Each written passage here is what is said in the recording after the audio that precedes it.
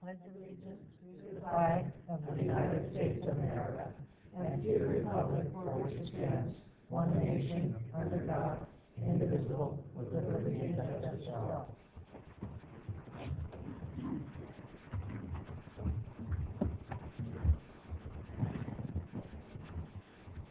Okay, Donna, could you please read the video statement? This meeting of the Galt City Council will be cablecast on Metro Cable 14, the local government affairs channel on the Comcast, Consolidated Communications, and AT&T U-verse cable systems. Today's meeting will air Friday, December 23rd at 9 a.m. and Saturday, December 24th at 9 a.m. It is being closed captioned and will be webcast www.sacmetrocable.tv. The City Council meeting videos are also archived on the city's website. Thank you. Are there any additions to the agenda, approval, additions, and/or deletions, Council? Okay, I'd like to bring up after our information and consent calendar, please, just the consideration of the appointments by the City Council members, the new ones, Mr. Campion, Councilmember Campion, and Councilmember Lamson. So if anybody is in the audience waiting for this, we can do that first, if that's agreeable with all of you. Okay. Can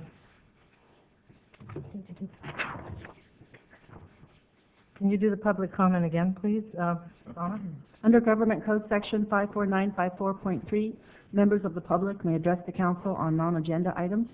Speakers may address council on any agenda item during consideration of the item. Speakers shall restrict their comments to issues that are within the subject matter jurisdiction of the City Council and limit comments to a maximum of 5 minutes. Please fill out a speaker sheet located on the table inside the entrances to the council chambers and forward the completed speaker sheet to the clerk. Thank you very much. And we do have some speaker sheets, but we don't have any speakers. Oh, okay, no speaker sheets.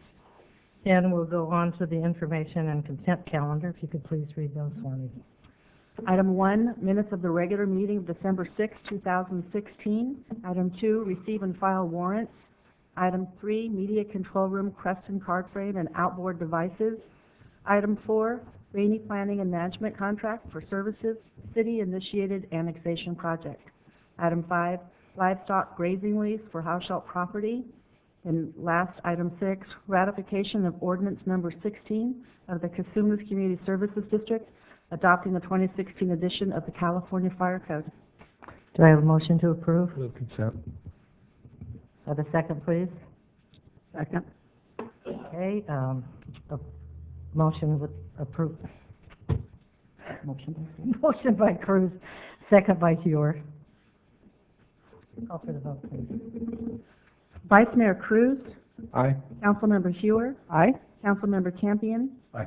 Councilmember Lamson. Aye. Mayor Powers. Aye. So now we're going to go to the appointment of the commissions for Councilmember Lamson and Councilmember Campion. Okay. Okay, let me get there. Okay, so the recommended action is to review the committees, commission boards matrix and receive directions from City Council to consider appointments or reappointments to vacant positions on local committee, commissions, and boards. Most of these are appointments made by individual council members, in particular Councilmember Campion and Councilmember Lamson. Then towards the end of the agenda report are those that are made by the entire City Council. I have received 3 late applications, and as we come to them, I'll let you know who they are. They're also in front of you. The first is the Beautification Committee. There are actually 2 vacancies. Unfortunately, I only have 1 application from Amy Sandhu. Can I nominate someone else? You certainly can. I would also like to nominate Barbara Payne.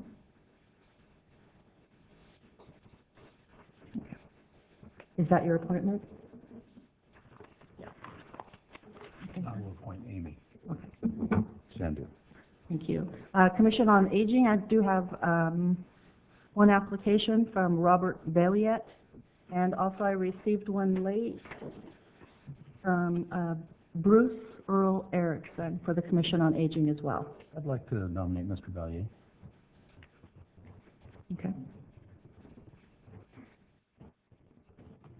Councilmember Lamson? I'll nominate the other person. Okay, Erickson? Yes. Okay. Galt Youth Commission, I received 2 applications, Tracy Cross, and John Gordon. I will renominate Mr. Gordon. And I'll nominate Tracy Cross. Right, perfect. And then the Parks and Rec Commission, there are 2 vacancies. I have an application from Chris Smith, Janice Williams, and I also have one here for Ralph Cortez as well. I will nominate Janice Williams, or reappoint. She's new. She's new. She's new. Oh, you're right. On the Parks and Rec Commission, Christopher Smith, Janice Williams, and Ralph Cortez are all 3 new applicants, and there are 2 vacancies open. what's the current composition then? Who's currently on it? Yeah. Let me go scroll down to.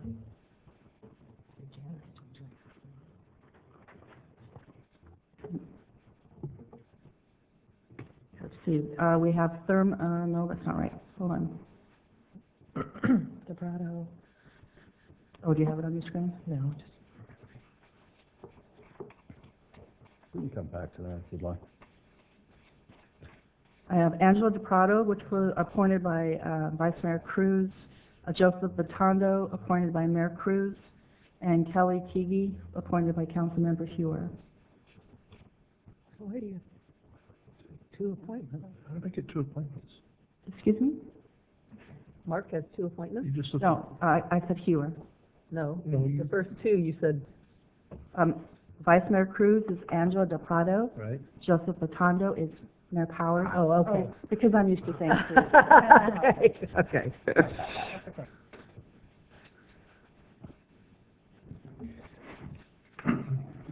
What is your pleasure?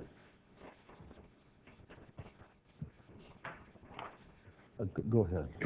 I'll nominate Janice Williams.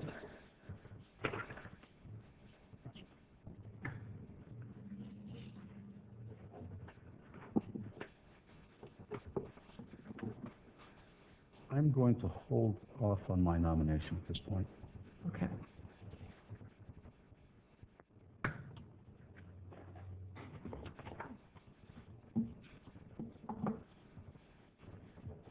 Okay, so moving on to the Planning Commission, we have 2 vacancies.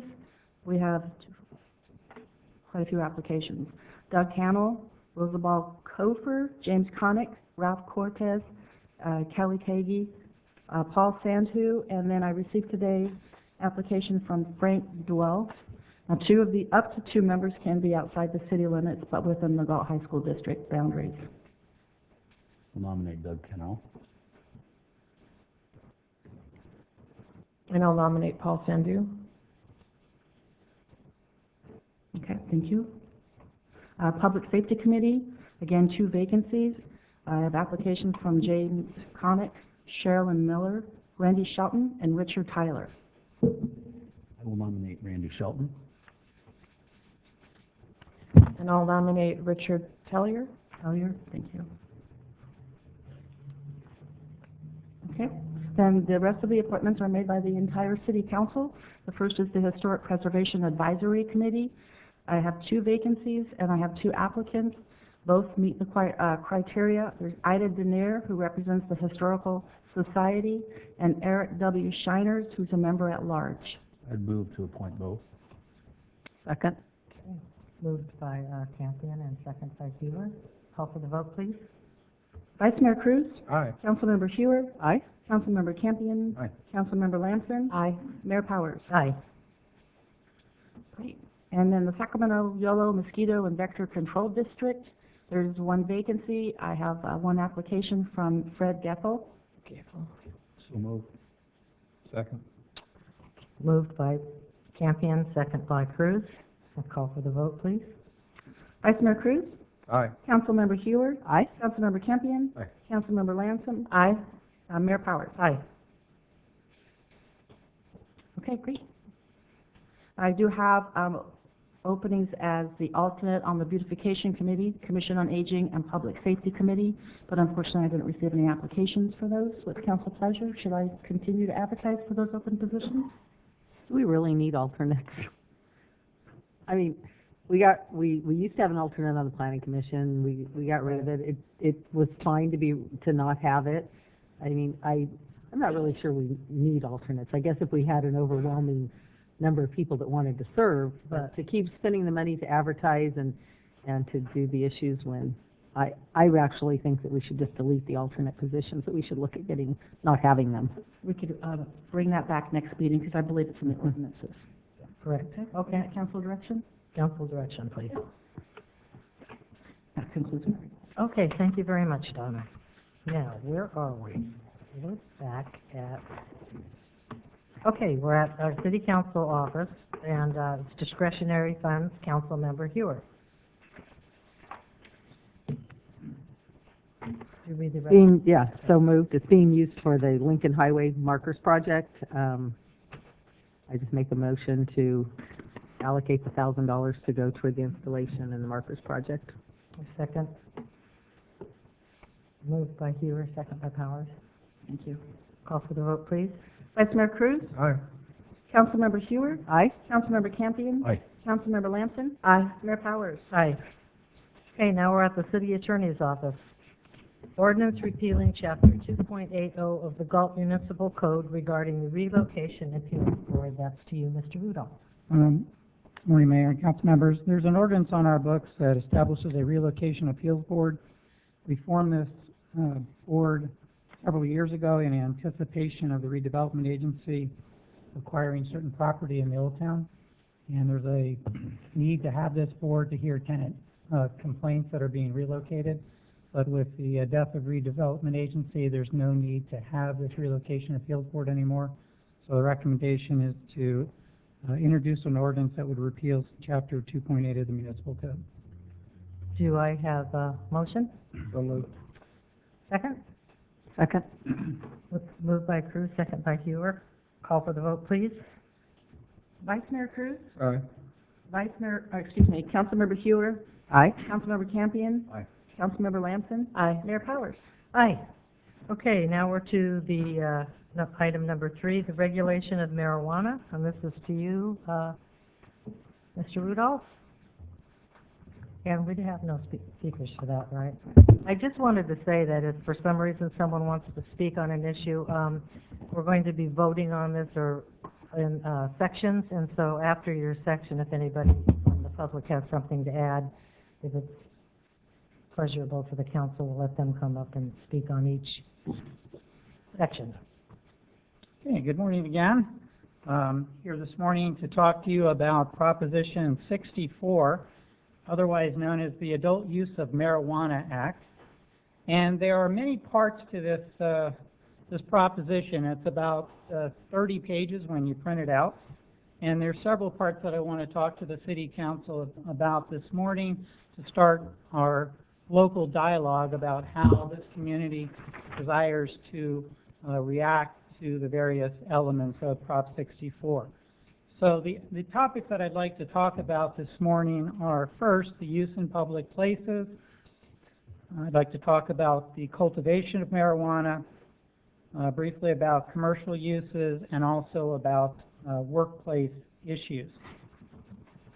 The goal is to just start the dialogue with the council on each of those items this morning.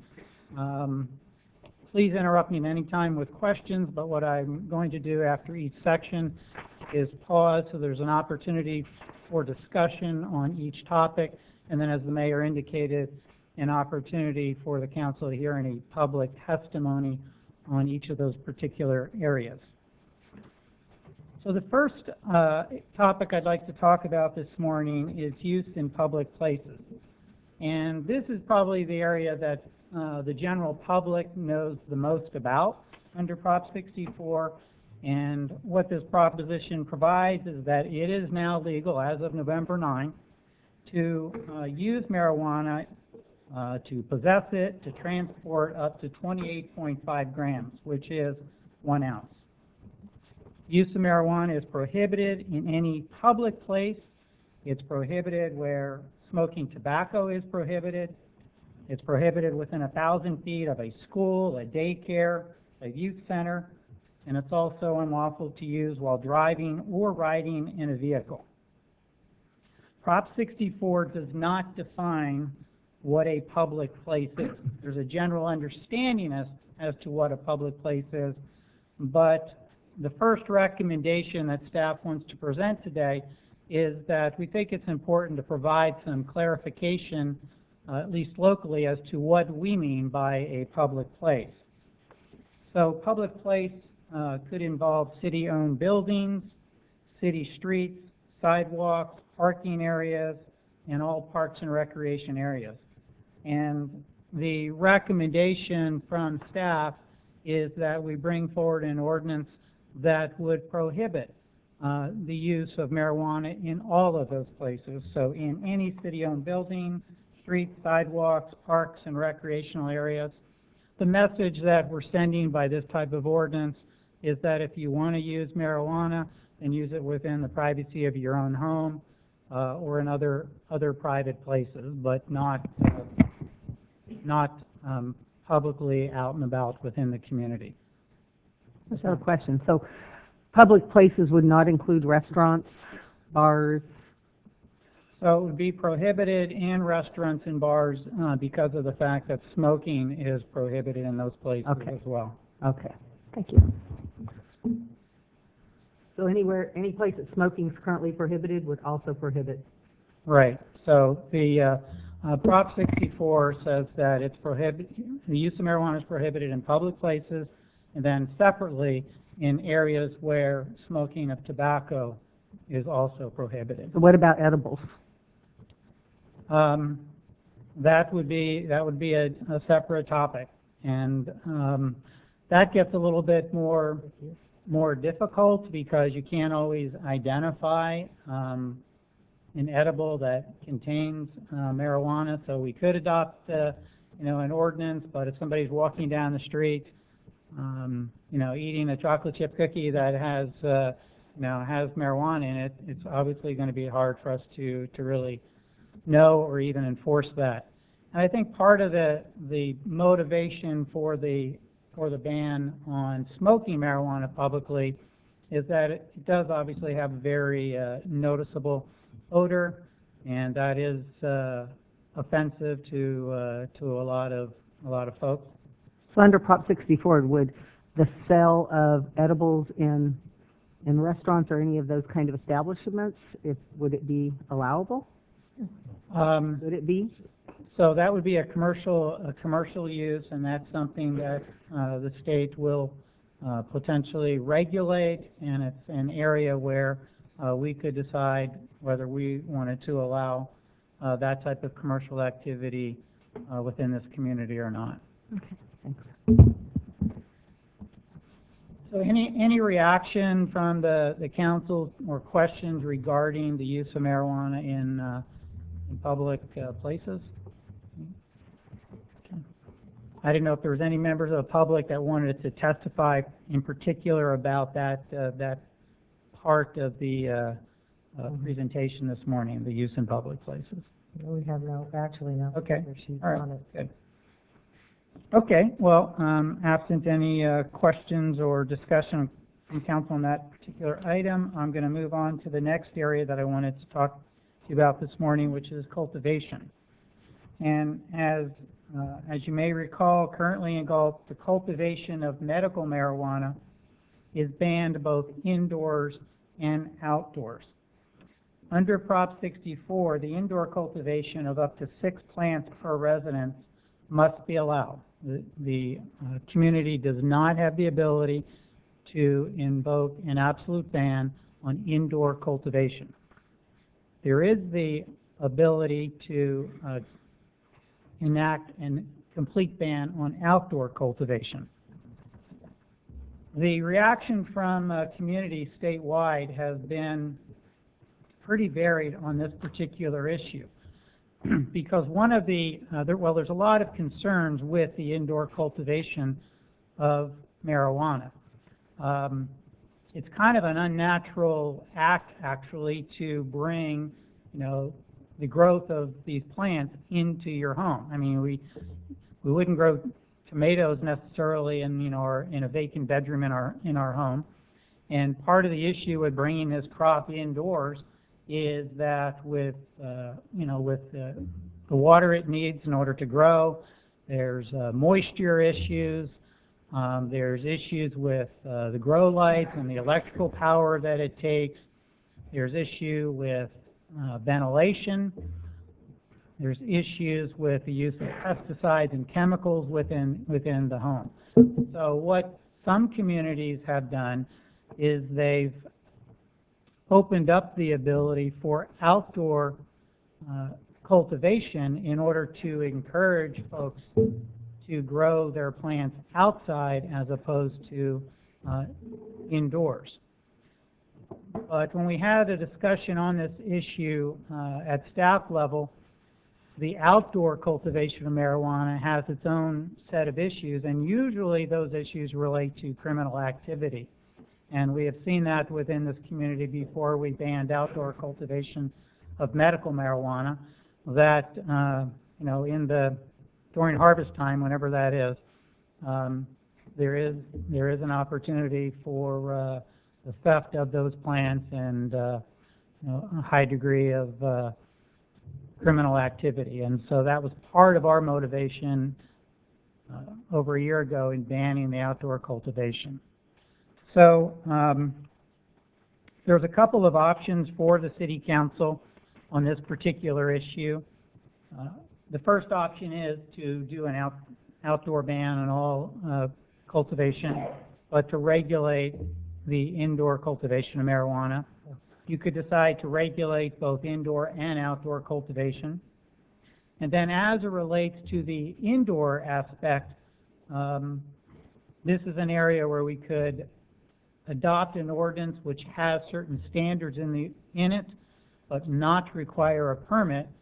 And the other option is to, in fact, require people that want to grow indoors to get a permit from the city. The recommendation from staff on this issue is to ban the outdoor cultivation, in particular because of the concern relating to criminal activity, and to require a permit for indoor cultivation. The reason we think the permit is important is, first of all, it enables us to have access to the home on a periodic basis to ensure that there is compliance with the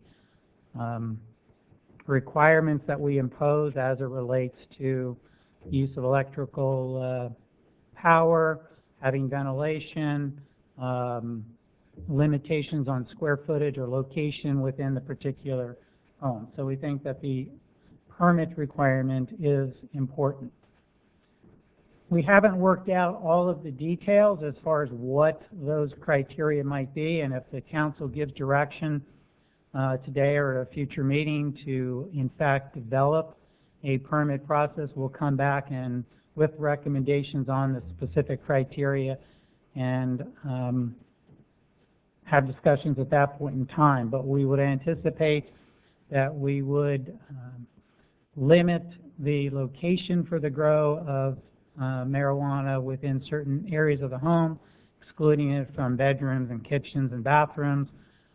Probably recommend a square footage limitation, and also limit it to the actual residence on the property and not allow it in accessory dwellings, because the growth in the accessory dwellings, we think, presents the same concern relating to criminal activity. So that's kind of an overview on the cultivation issue. Any questions or comments?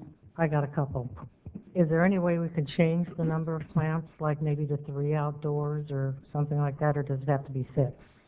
So 6 is in Prop 64 as far as indoor, so we could not have less than 6 plants for an indoor grow. We would have to allow that. We can limit, however, square footage. So, Well, I'm just thinking, good luck with the permit process. We know how that works in this, I mean, anywhere, people that are, I always have a problem with that permit process because it's just very hard with the amount of people that we have in this town to actually go out and enforce it. mm-hmm. I mean, it's a great idea to have them, but have we started counting chickens yet? Well, the thing about permits, there's a lot of things that we regulate inside people's homes, and, you know, they don't always get a permit. You know, for example, changing out your water heater, you know, doing, you know, interior improvements. There's a lot of activities that require building permits, and we know that folks don't get them. So if we required a permit, and for whatever reason we had reason to believe there was a grow in somebody's house, or we were in that home for another reason, then we would, you know, be able to take enforcement activity. We think that, you know, there's always going to be a certain number of folks that are not going to follow the law.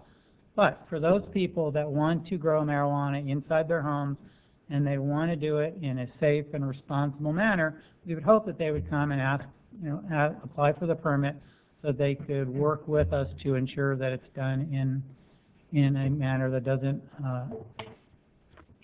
adversely affect the people that are living in the house. I'm not sure that I believe that the concept of a permit's going to work.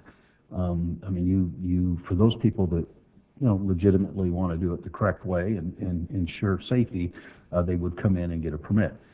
But I think what might be helpful for those people that do not want to get permits is to at least have and develop the regulations as to what would make a safe grow room. Whether you're talking the ventilation, the electrical, or whatever, and have that available. Whether they get a permit or not, at least they have the information to make it safe and to address those concerns. But the other issue I have is you talked about accessory structures. So is an accessory structure currently defined as part of the indoor grow, or do they address accessory structure as part of the?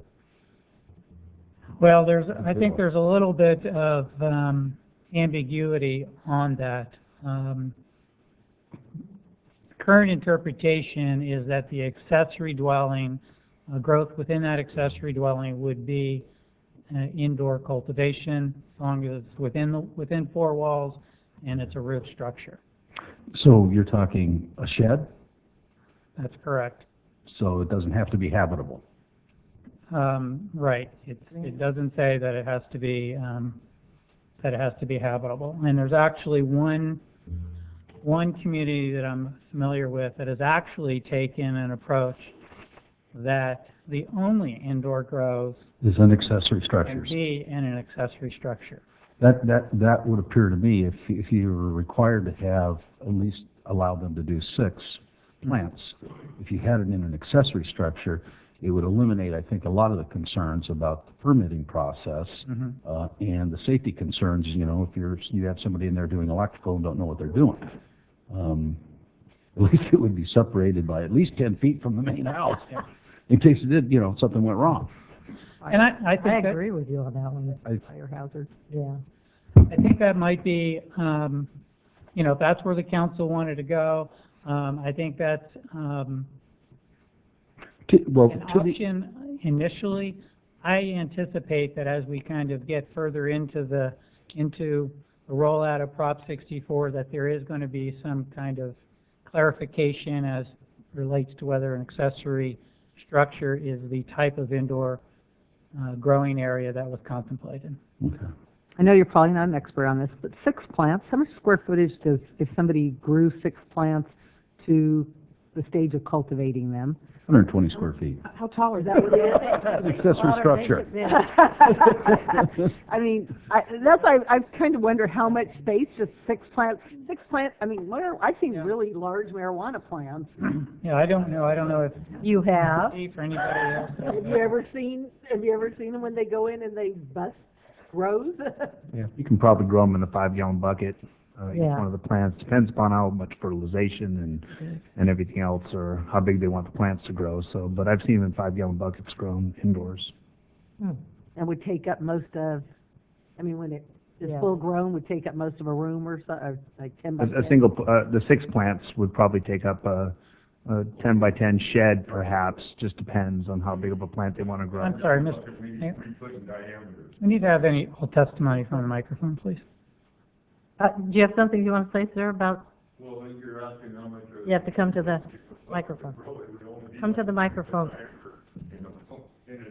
Come to the microphone, please. Is all about, you guys are saying that you want to bring it indoors, and you want to make a structure, well, that structure causes more rain that falls on our property and everything else. Why aren't we just, and plus the lights that you guys are going to take. It takes a light every year. You have to try and produce what nature gives us inside of a building. And that's what you're trying to say that we have to do. We have to go back and put nature inside that building and make that happen. But it gives us outside every day. And we don't have to spend hundreds of dollars on electricity, lights, cooling, fans, all this other stuff, all this stuff to try and just to where it's free to grow outside. You know, and you guys want to make it indoors. Well, like I just said, you know, how much more, if it's a 20 by 4, you only give me so many square feet. If I put a roof on it, it doubles the amount of rainfall that falls in my gutters. It floods my property, floods the neighbor's property. For what? For a plant that'll suck that water out of the ground. Why don't we put it in the ground and quit thinking about put it in my bedroom, in my house? You're right, it shouldn't be in my house where my family is. It should be outdoors where it belongs. All things are made to grow outdoors. They're not made to grow indoors. You don't take your garden inside and grow your garden in there, correct? It's grown outdoors. Just like cannabis is, everybody thinks that it's bad and it's very good for people. I've lived in this town my whole life. My whole life. I was born here, raised here. And I've grown it my whole life. Outdoors, in front of all of you people. And everybody just walked by because they didn't know what it was then. But now you want to ban it? It's foolish. Well, we're just going by what the regulations are from the crop that just got passed. We can have 6 plants in our yard. It's my yard. I should be able to do what I want in my yard. You shouldn't be able to tell me to put a building up and put it inside. None of you people should be able to tell anybody what they do on their property. But that's the way I feel. It's not always that way, but you know, you shouldn't be able to tell me that I can't do what I want to do that helps me, that keeps me in check. It doesn't, I'm a very kind of high strung, and it keeps me down from getting into trouble and stuff that I normally wouldn't be the kind of person I am on it. And you guys want to stop us from having it in my own backyard. I feel that it helps me, but you want me to pay more money. I'm on a fixed income. That's all I get, so I can use just a little bit of water and what I have in my backyard, and I don't need nothing else. But you want me to put it in a pot? You want me to buy fertilizer? You want me to put it in a pot, put some kind of light on top of it, charge, like you said, you gotta have an electrician come in and do it because I don't know how to do it. So that's thousands and thousands of dollars that I gotta spend for something that I can just take and plant in the ground just like corn. It's meant to be grown. We grew it 100 years ago, like nothing. Our forefathers grew it. Why are we trying to fight it? Why don't we go with it? And it's gonna bring stuff into our community. It's not gonna hurt our community. It hasn't hurt our community all these years. It's making money for all these other communities. Why don't we try and make some money off of it instead of trying to say it's illegal? No, it's not illegal. The whole state just said it is legal. I'm sorry, Okay, no, thank you very much. Thank you. I'm very emotional about it. But I think you don't have the right to tell me I can't cultivate my backyard. Okay, so any further discussion on cultivation? Is there any, yes, sir? 2 questions. Number 1, going back to the permit issue. As the gentleman did say, what you do in your home is your business, and I'm a strong proponent of the 4th Amendment. With that said, there's a certain amount of responsibility that goes with it when it comes to growing it indoors. My concern at this point is if they're going to be growing indoors during your permit process, what guarantees do we have that children aren't going to have access to these plants, even accidentally ingesting? Would that be included in your permit process?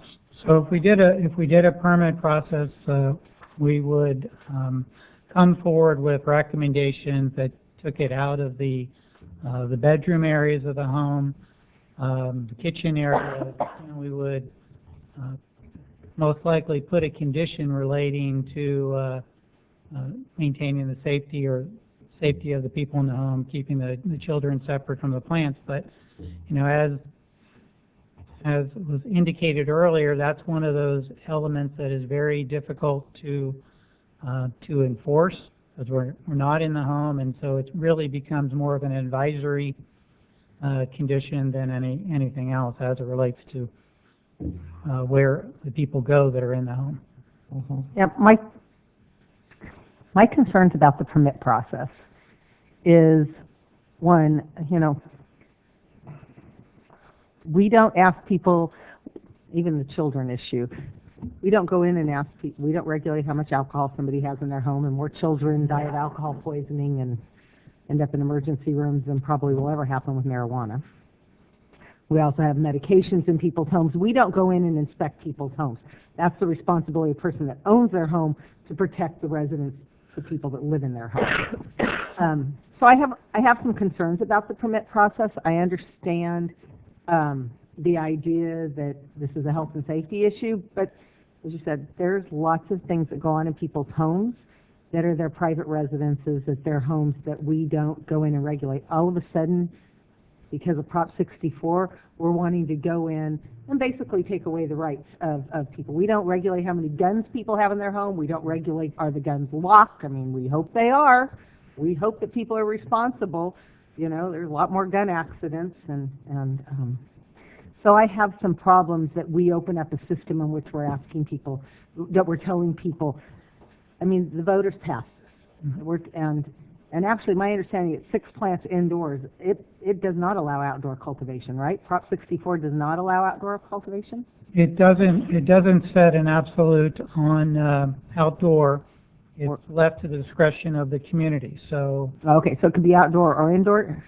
So you have to allow the indoor cultivation. Okay. It does not mandate that there be outdoor cultivation.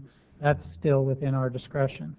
So if somebody had 6 plants indoors, could they, and we were to allow outdoor cultivation of some number of plants, would that be in excess of the 6, or could we say if you grow outdoors or in the accessory structure or something, that we're still going to limit 6 plants to a lot or a parcel, or I mean, could you do that kind of regulation, or do we have to allow the 6 plants indoors and then we?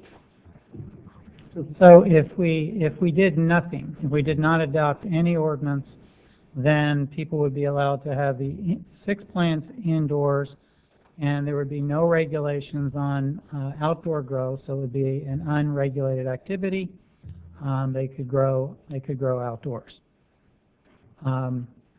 That's the starting part. If the council desires, you could, for example, ban outdoor regulation, and you could not adopt any regulations on the indoor grow. And if there's a problem, we could address it later on, and then people would be allowed to grow indoor 6. So if we were to do if the council chose to do a permit process, are those permits public record? Yes, they would be. They would be public record. So somebody would be able to go in and pull and find out who has a permit. Okay, I just want to add my 2 cents worth in. The way I feel, and I've always felt this way, and I felt this way the last time we took up the discussion on this, I feel like the public should be allowed to grow outdoors. And I'm not so sure about 6 plants, but I don't think 3 plants is a big deal. But as I said before, there are people that need this for medical reasons, and I agree that a whole lot of trouble growing them indoors and a lot easier growing them outdoors. That's my take on it. So Mary Lou, are you talking, so the 6 plants would be allowed indoors and 3 plants outdoors? I mean, because it sounds like if we allow, it sounds like if the council were to allow outdoor growth, they still could have their 6 plants indoor plus outdoor. So then do we end up with this? 9 plants? You're talking? Yeah, Well, didn't you say, just a minute ago, didn't you say we could do one way or the other, or we have to do the 6 indoors? I don't think I personally don't think that somebody that's growing them indoors is going to want to grow them outdoors too. I think I think that's like creating another, if somebody was allowed to grow them outdoors, they'd grow them outdoors. There'd be those few that will say, okay, we can have 6 inside and we can have 3 outside, so I'm going to do both. But I really don't think, as with the permit process, that there's going to be that many people that are going to do both because of the financial burden, if you want to call it, of growing it indoors as opposed to sunshine and rainwater and dirt in the ground. So just to clarify, the starting point is up to 6 plants are allowed indoors, and there's no regulations on outdoors, so it's what, right now, whatever anybody wants to grow outdoors. You can regulate indoors, but you cannot restrict people from having 6 plants. Outdoors, you can do whatever you want.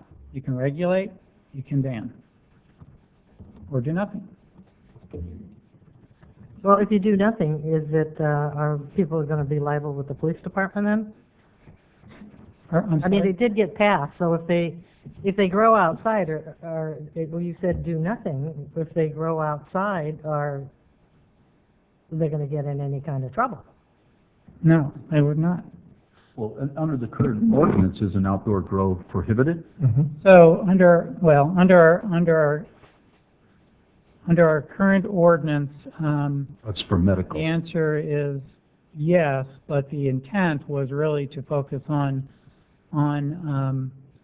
medicinal 30 plants. marijuana. Right. So if the council direction was to ban outdoor grow, I would come back with a clarification of that ordinance to make it abundantly clear that both the recreational grows as well as medicinal marijuana grows outdoors are prohibited. If the council, however, said we don't want to regulate outdoor recreational grows, then we would have to repeal, or I'd recommend that we repeal the ordinance which restricts the outdoor grows of medicinal marijuana, because it's kind of ridiculous at that point to even have it on the books. You can't really tell the difference between an outdoor grow for medicinal marijuana versus recreational use. Some of the problems I've experienced with outdoor growth is the pungent smell. Being at a baby shower and their neighbors are growing outdoor plants, the smell was horrible and it was a nuisance. So that's why we have to consider if we want the outdoor growth, so it's not a nuisance to the neighbors, because if you're living there, you've kind of gone nose blind to it, but other people coming in, it's really a nuisance and a pungent smell. Do you know how many plants that was? I think it was a ton. I think it was a ton at those places, but I don't think you can. So I would think if we're going to allow outdoor grow, we need to do some sort of regulation of it. I don't want to see an entire, I mean, if you can grow in 5-gallon buckets, my backyard could hold a lot of 5-gallon buckets. And that could absolutely be a problem for the neighbors, and we end up with with the Valentine Court issue that we had, right? They were growing indoors, outdoors, and everywhere else. Right.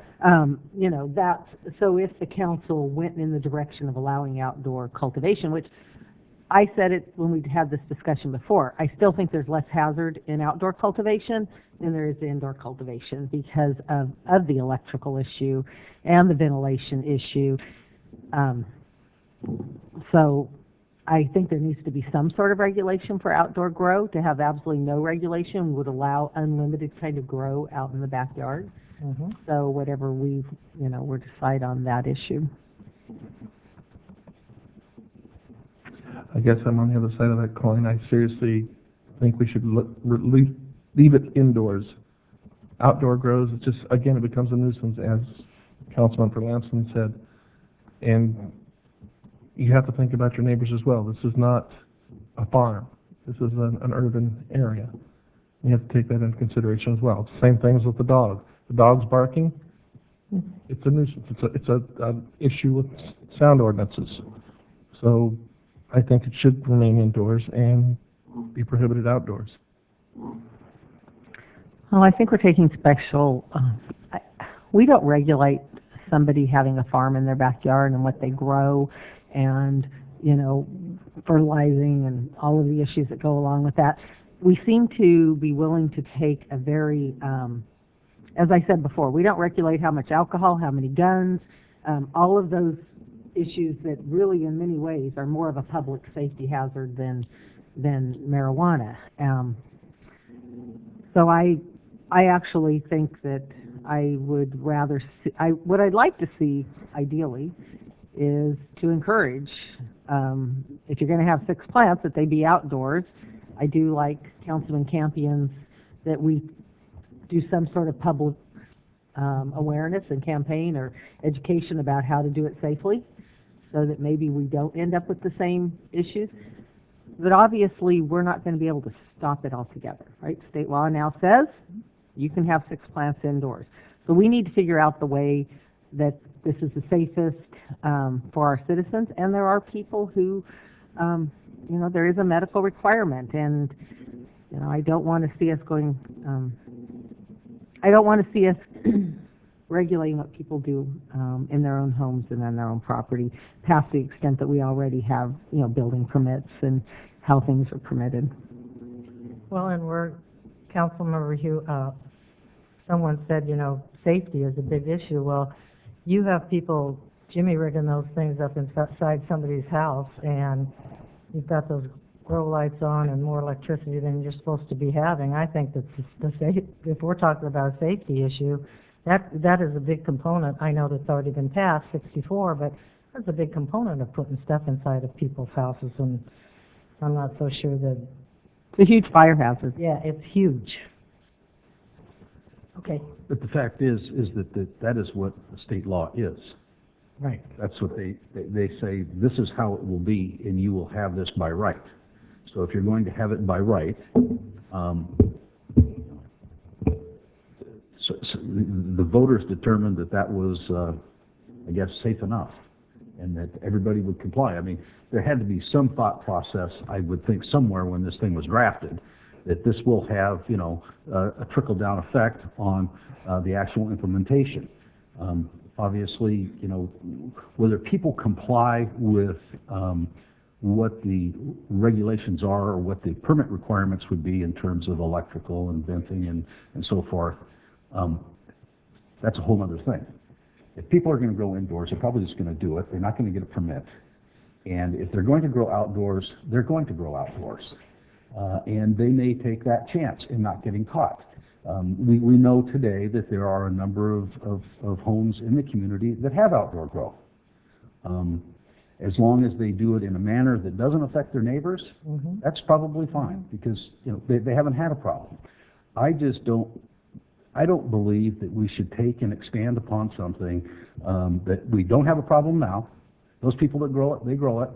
I don't think we want to allow additional outdoor grow, because I think it just takes it to a level where maybe people will take it to the next level and the next step, and then we may have a problem. We also have the ability to regulate outdoor grow today. And I don't know, since Valentine Court, how many times we've been on properties to address the issue of outdoor grow in the last year. I have a feeling it's probably pretty low because we haven't heard about it. So I guess, you know, I look at it from the point of view that, you know, state says we have to allow indoor grow. We allow indoor grow. We allow it in accessory structures because it's properly defined as part of an indoor grow. We provide some form of information to the property owners, and we leave it at that. That's just kind of the way I feel. You know, people are going to do what they want to do anyway, whether it's breaking the law or not. And those people that have a legitimate reason to grow will continue to. I don't... Should be allowed to. Well,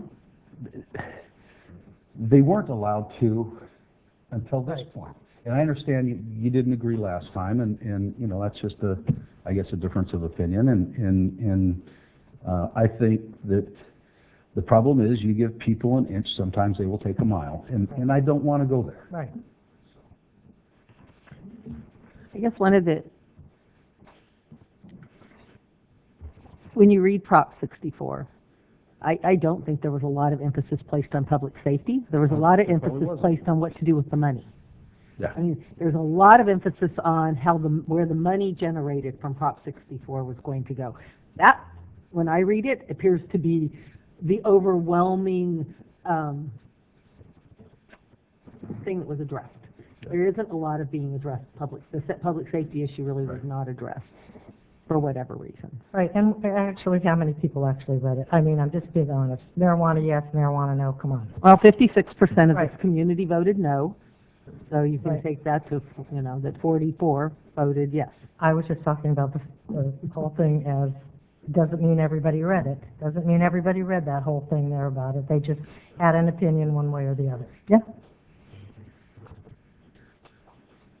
So, does the council desire to give any direction to staff? I mean, I know this is our first discussion, there's not a need to make decisions today, but if there was a consensus, we could certainly take that direction today if that's your pleasure, or I can move on to my next topic. I'm kind of going with what Kurt said.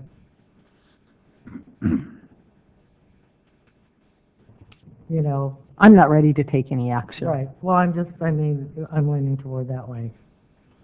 I'm not even ready to give direction.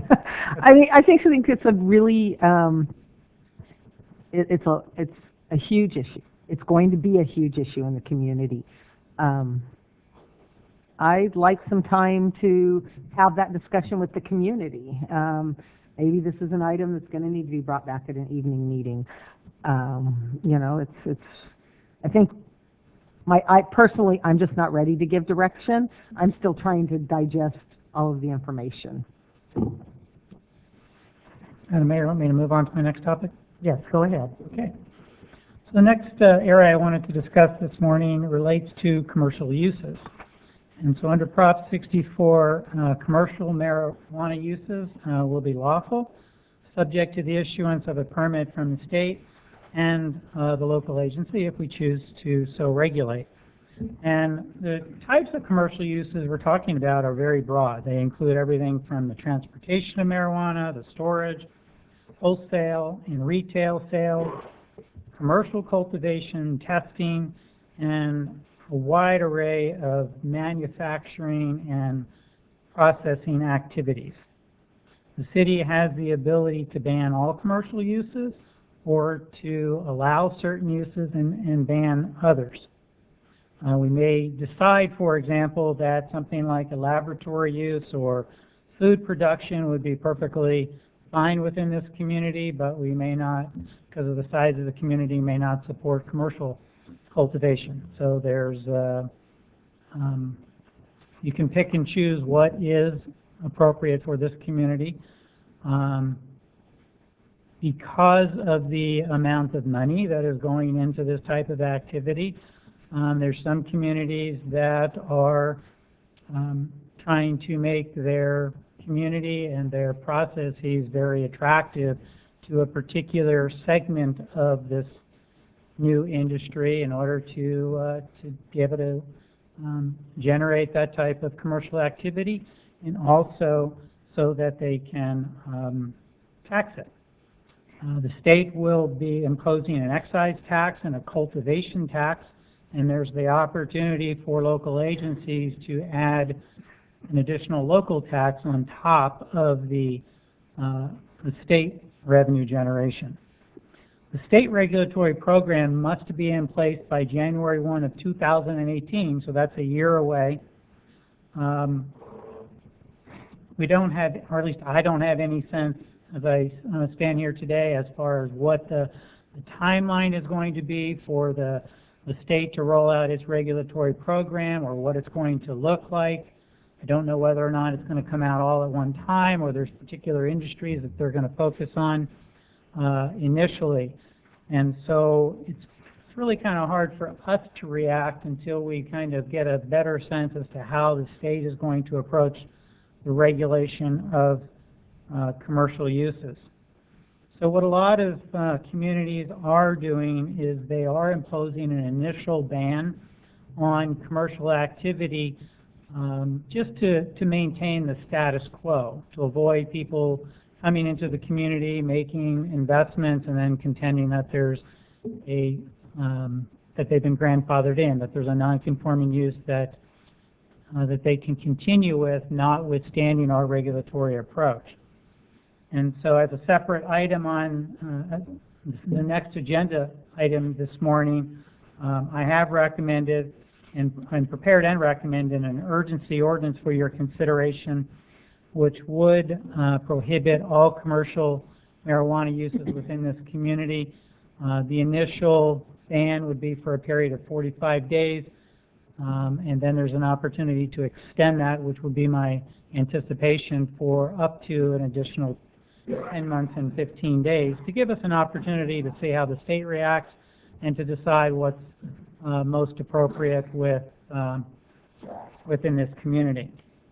I've also added in that urgency ordinance an initial ban on all cultivation, indoors and outdoors, again, to give us an opportunity to think through the issue and decide what's appropriate.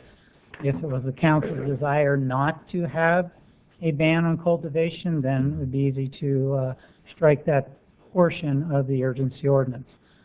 But that's up as the next item for your consideration.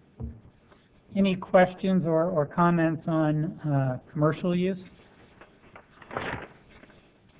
Okay, the next area that I wanted to talk about very briefly is workplace issues. So one thing that Prop 64 does do is it expressly states that it does not affect the rights and obligations of employers to maintain a drug and alcohol-free workplace. This city has a strict policy in place and has for many years relating to drug and alcohol use, and we have zero tolerance for that type of activity. We can't have our employees come into work and not being able to perform at their full capabilities. And so within the next week, the city manager will be sending out an email that reminds our employees that we do have this policy in place, and making sure that it is understood that the passage of Prop 64 does not change this policy in any way. The last point I wanted to make this morning before wrapping up is just to remind the council that the use of marijuana under federal law is still unlawful. And while the current administration has taken a moderate position on the enforcement of the Federal Controlled Substances Act, and by moderate I mean that they've really kind of focused their enforcement activities on criminal, on gangs and criminal activity that generates money for organized crime, and they've pretty much stayed away from enforcement at the smaller or local level. The early indications are that this new administration is going to be taking a much tougher position. The person that has been nominated to be the Attorney General, Jeff Sessions, has made a statement that normal people do not use marijuana. And so our expectation is that there is going to be a shift at the federal level. So one way that the federal government imposes their will when there's a disconnect between the federal and state or local level is through the dollar. And the federal government oftentimes has said, if you want any federal money, then here's the standards that you need to adhere to. And so I think that we're going to need to certainly monitor that federal reaction and to decide whether or not we want to be in step with that direction at a local level in order to protect our ability to get federal funding for a variety of projects in the future. And so just kind of a footnote, basically, that we need to kind of remember that it's still unlawful at the federal level, and we're going to need to monitor and react to the new administration's directions. So with that, that's kind of an initial preview of Prop 64. Unless there's any further questions on it, I would just recommend we move to the next item on the agenda, which is the consideration of the urgency ordinance. Okay, do you want to read what? Yeah, I'm going to go back to my seat so I can actually look at the ordinance. Okay, and We'll just need a motion on that one. On the emergency.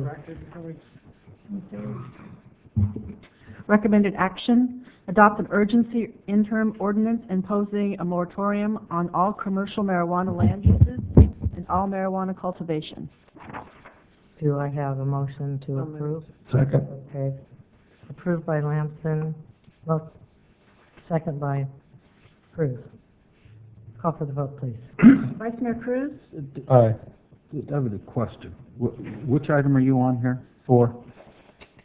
Just the urgent, the, The urgency ordinance? yes. I actually had a question on that. Yeah, I'd like some discussion. Yeah. Oh, okay. Let's call for discussion. Call for discussion. I thought, On this, as I read this, and if I'm reading it correctly, this would disallow the grow of the 6 indoor plants allowed under the state law. That is correct, for an interim period of time. And the thought process behind that is that Prop 64 does give the community the ability to regulate. This is something that we don't have a regulation in place, as we've just discussed. Right. And the thought process is that we have the ability to basically call a timeout, maintain the status quo, until we have the ability to come up with a regulatory program and get that in place. I think that, I mean, there is a mechanism under state law to keep a moratorium in place for up to 2 years. That's not my recommendation. I think we need to act in a good faith manner on this, and we need to proceed to develop our regulatory program, if that's the council's desire, in a quick process. So this ordinance, the urgency ordinance, if adopted, would be in place for 45 days. If we want to extend it, which it would come back on the January 17th meeting, we would have to notice it, come back, and we could extend it for up to 10 months and 15 days at that point in time. But even if we did extend it for that period of time, if we came back, which would be our expectation in the interim period with the regulatory program, then at that point the moratorium on grows would stop, and we would move to the regulatory program that the council adopts. Well, I suspect then that this will be coming back before us to get specific direction from council on the report that you just gave for each one of those areas where it talked about the cultivation, the commercial uses, and so forth. Is that correct? And that's what you anticipate? Yes, so since there was no direction today, my anticipation would be on January 17th, assuming this ordinance passes, we'll bring back an extension of the urgency ordinance, and then we'll also put back on just the general issue of our local reaction to Prop 64, see if the council wants to provide any direction on use in public places, cultivation, commercial uses, or any other topic. Yeah, I'd really like to see us take a time out and get more information. I'd like to see where the state regulations head, what the county does. I think we're going to be really affected by what the county allows, because the county sets up against our city limits and what kind of, and when you talked about other communities embracing cultivation and embracing, City of Sacramento says they want to be a hub, and for marijuana cultivation and distribution, and so I think that will. I don't think that should influence it. What? I don't think that should influence the city, though. No, I think it does influence us on what's happening around us.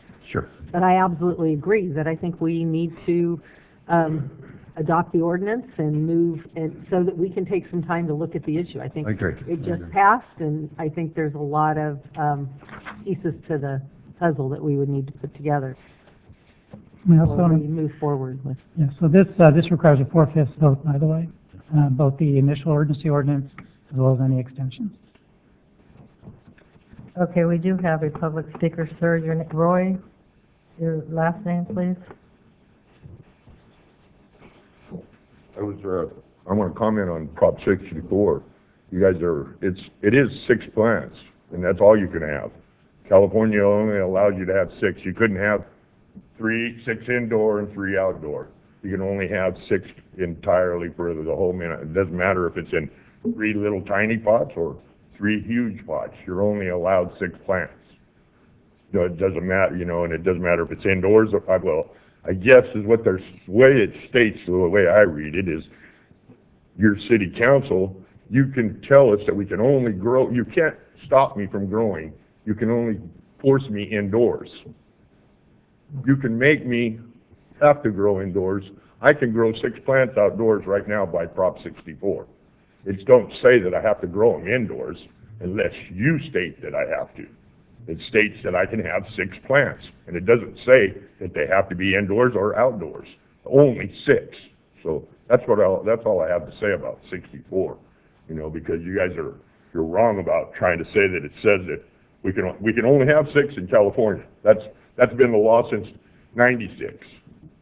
That's the state law. You can have 6 plants. You know, now your doctor can recommend that you have more. That's a different subject.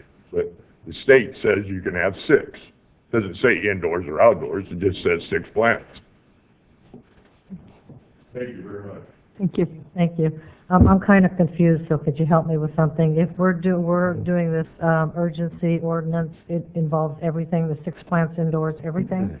Yes, so Okay, if you so- adopt this ordinance as written, during the term, all marijuana cultivation, no differentiation between indoor and outdoor, all marijuana cultivation and all commercial marijuana land uses shall be prohibited.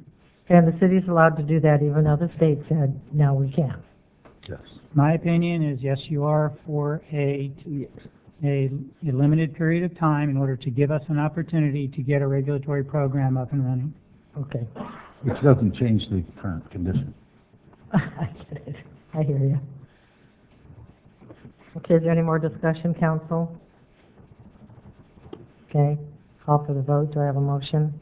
You have a motion, second. Duh. Okay. Councilmember Lamson made the motion, and Vice Mayor Cruz seconded the motion, and then we had discussion. Okay, call for the vote, please.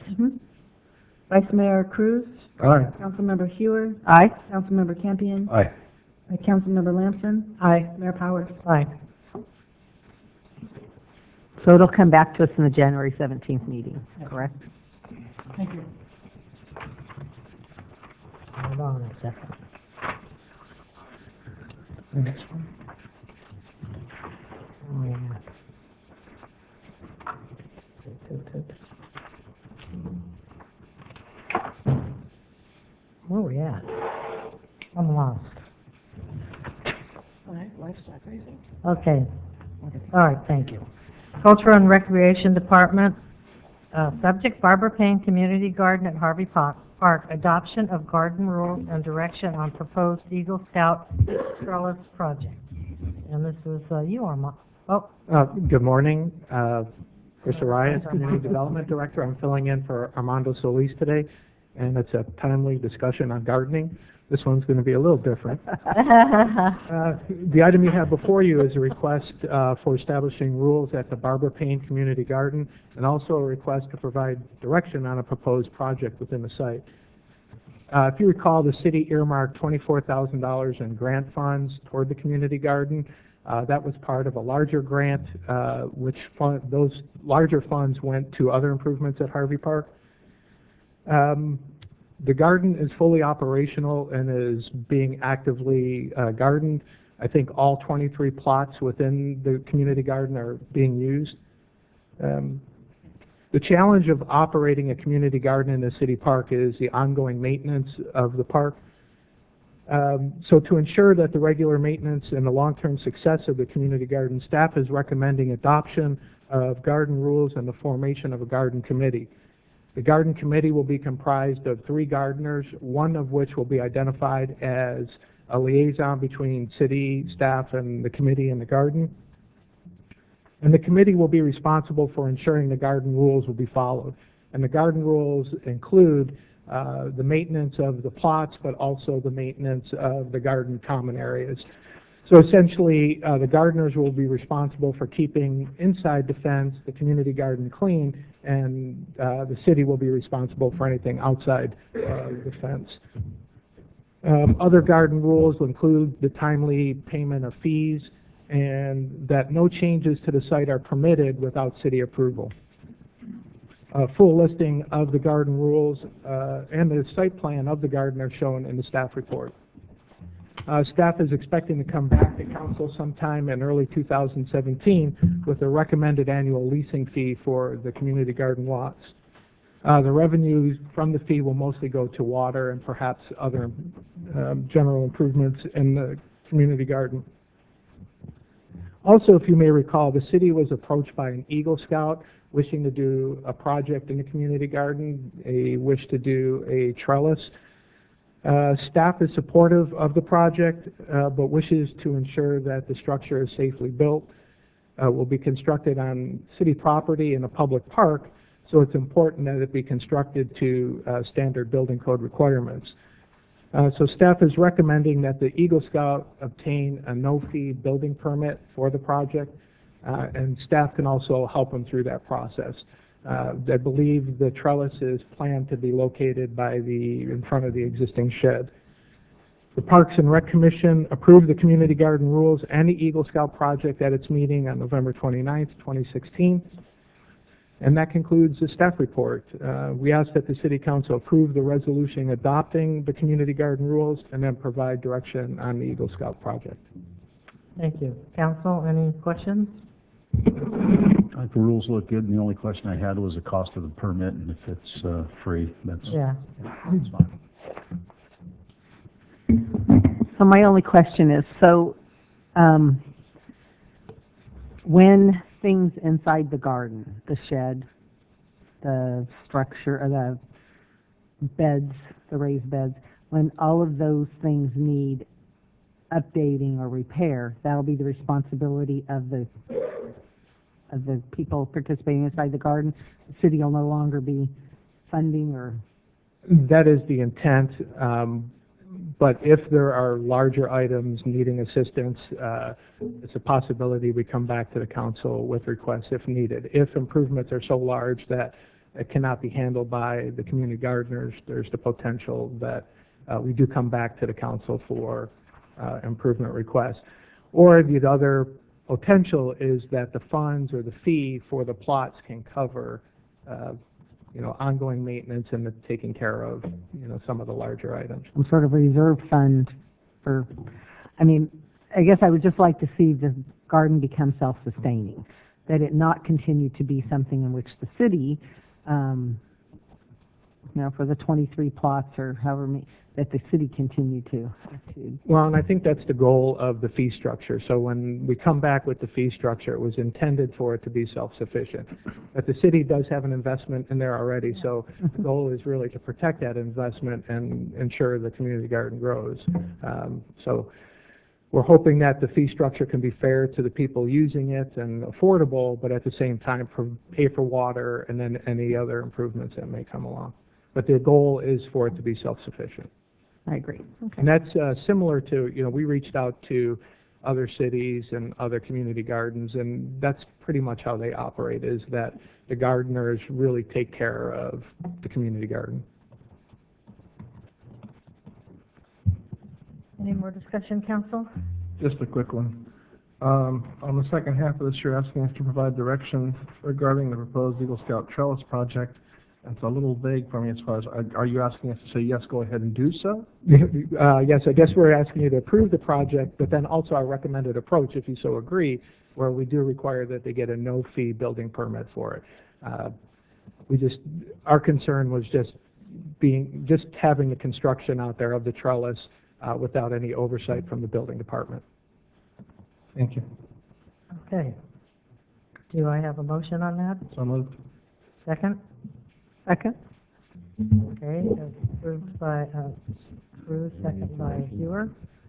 All for the, Just as clarification, so the staff recommendation is to adopt the resolution on the rules. The second part is to provide direction. So is the second part of that motion to approve the trellis as indicated in the staff report and required to get a no-fee building permit. That is correct. Okay. So your motion is to adopt the To adopt the resolution resolution as presented by staff. and then no fee permit. Correct. Correct. Okay, everybody got that? Okay, call for the vote, please.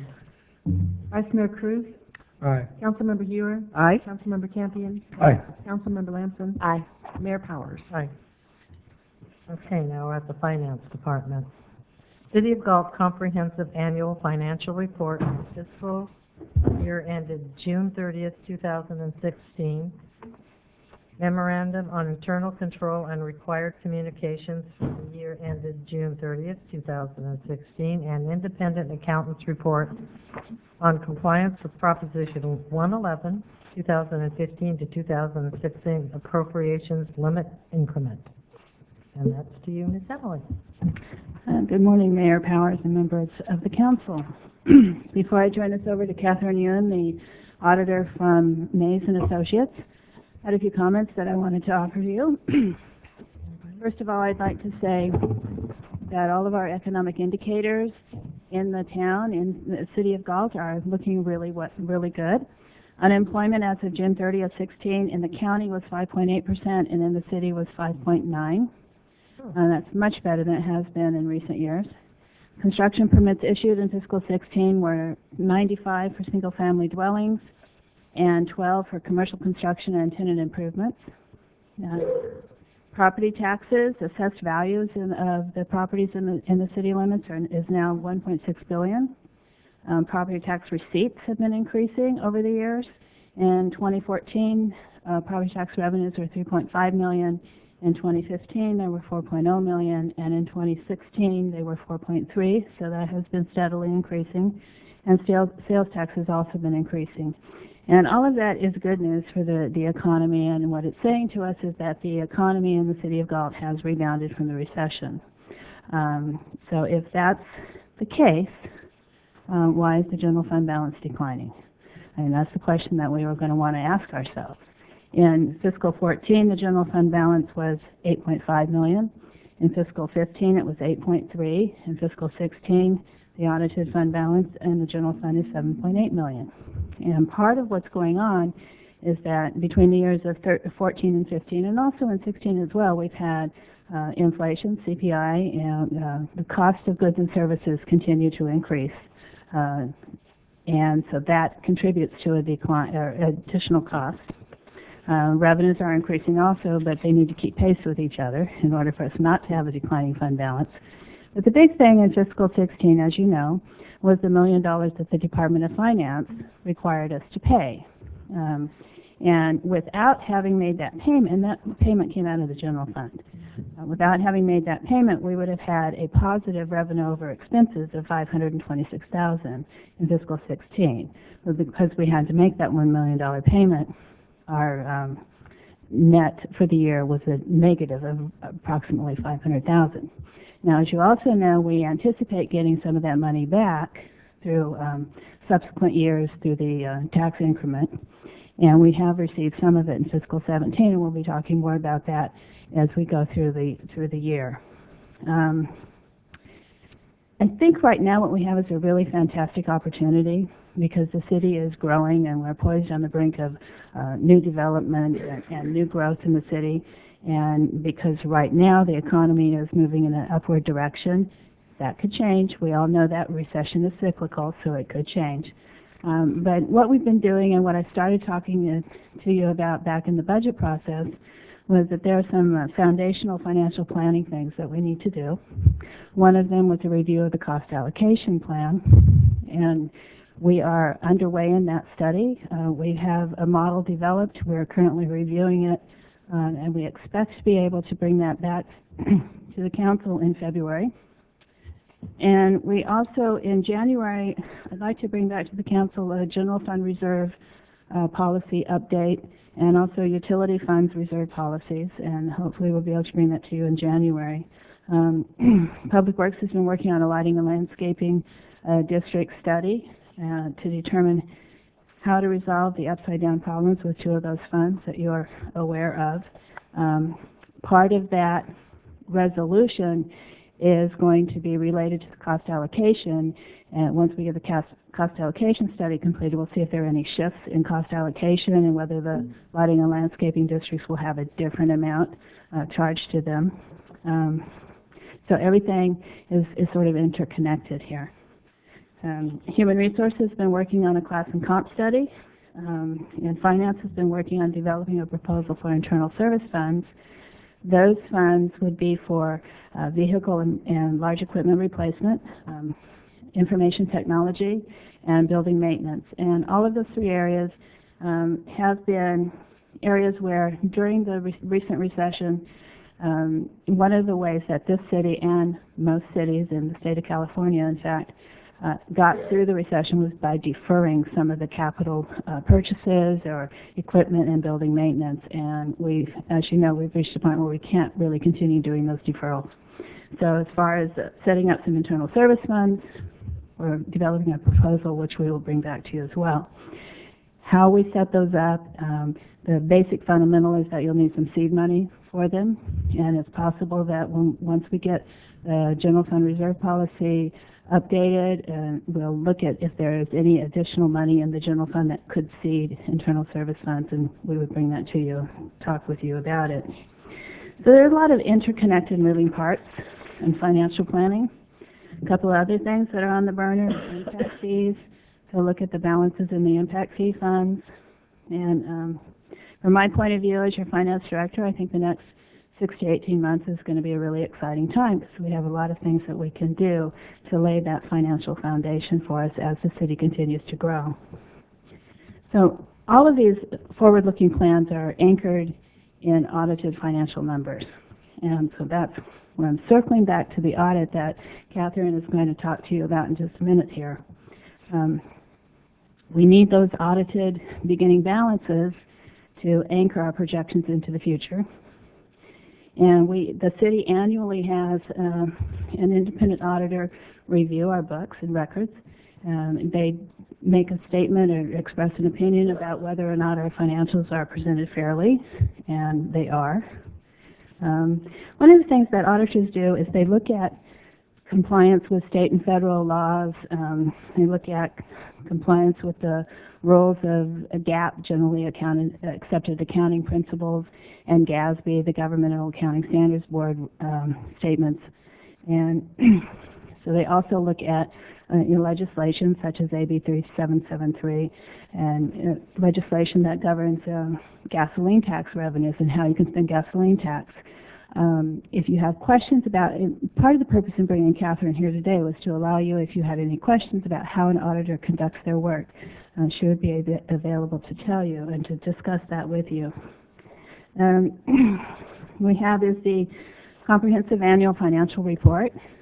We didn't get these books in time to give them to you in your packets, but hopefully you've gotten them now. That's partially on staff as we were making changes at the very last minute, and so it got to press, a little bit later than maybe we would have wanted it to in an ideal situation. But I encourage you to read that document.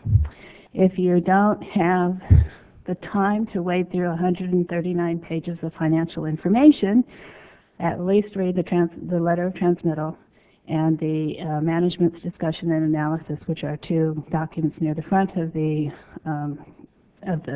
document, two sections near the front.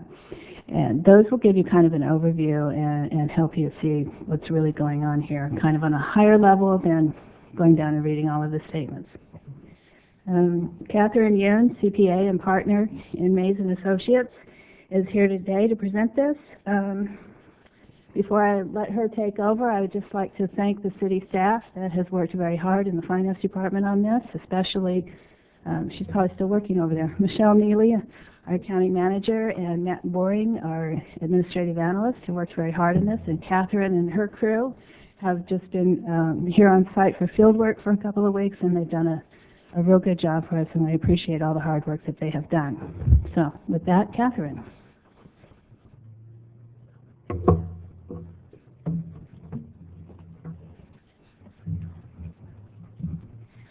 Good morning, Madam Mayor and council members. Thank you for having me. I am Catherine Yun. I was the engagement partner for the 2016 audit.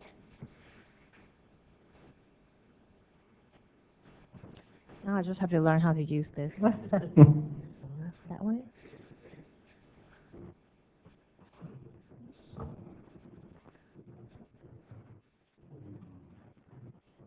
Oh, okay. Thank you. Okay. Oh, it works. Okay. Mason Associates, we are the independent auditor hired by the council. This year, we conducted the audit in 2 phases, just like every other year. The first phase of the audit, we came out in May of 2016. We reviewed the internal controls of the city's operation, verified management assertion. What we were doing was to test the system that produced the financial data for the city. The second phase of the audit happened in September. During that time, the finance department has already prepared the financial statements, and our job was to, through verification and testing and confirmation, to provide assurance that the financial data presented on the financial statements in front of you are materially stated. What that means is that we think the numbers are reasonably, fairly stated. Keep in mind that we did not test every single transaction, but we tested enough to provide an assurance that those numbers are materially correct. We conducted the audit based on the generally accepted audit standards and also the government auditing standards, which has more requirements than the regular generally accepted auditing standards. The city received an unmodified opinion, which is the most exciting thing I can give you. I know that it doesn't. It's a clean opinion, meaning that we did not take any exception when we expressed the opinion. We also recalculated the 2016 appropriation limit and found no exception. Every year after the financial statements are prepared, the city will submit this piece of document to an organization called the Government Financial Officer Association, GFOA. GFOA has a program that awards entities that prepare financial statements that go beyond the basic standards. So what they look at is the comprehensive disclosure, the usefulness of the financial statements. So last year, the city submitted the CAFR for the award consideration and received the award. So congratulations to city and staff. A couple of the financial highlights. I thought I will give a very general overview of the 2 sets of financial statements essentially in front of you. In your CAFR, there is one set of financial statement, what we call the entity-wide level financial statements. So that will be kind of like you look at the city as one big operation. And the entity-wide provide the financial position as a whole of the city. Versus the fund level financial statements is more resource focused. It takes away the capital assets or long-term liability. So it provides you with a view of the resources that is available in the short term, maybe for the next fiscal year. The idea is to help decision makers to focus on what's available to you for decision-making purposes. Okay, financial highlights for the entity-wide level. Net position, which essentially is the equity of the city, in the governmental activities is $96.4 million versus business type activities, which are all your enterprise funds, was $112 million. Now the next 3 lines are the allocation of the net position. As you can see, about 80% of the net position is tied up with capital assets. What that means is that is not available for use. Restricted sources of net position amounted to 22% in the governmental activities and 1% in the business type activities.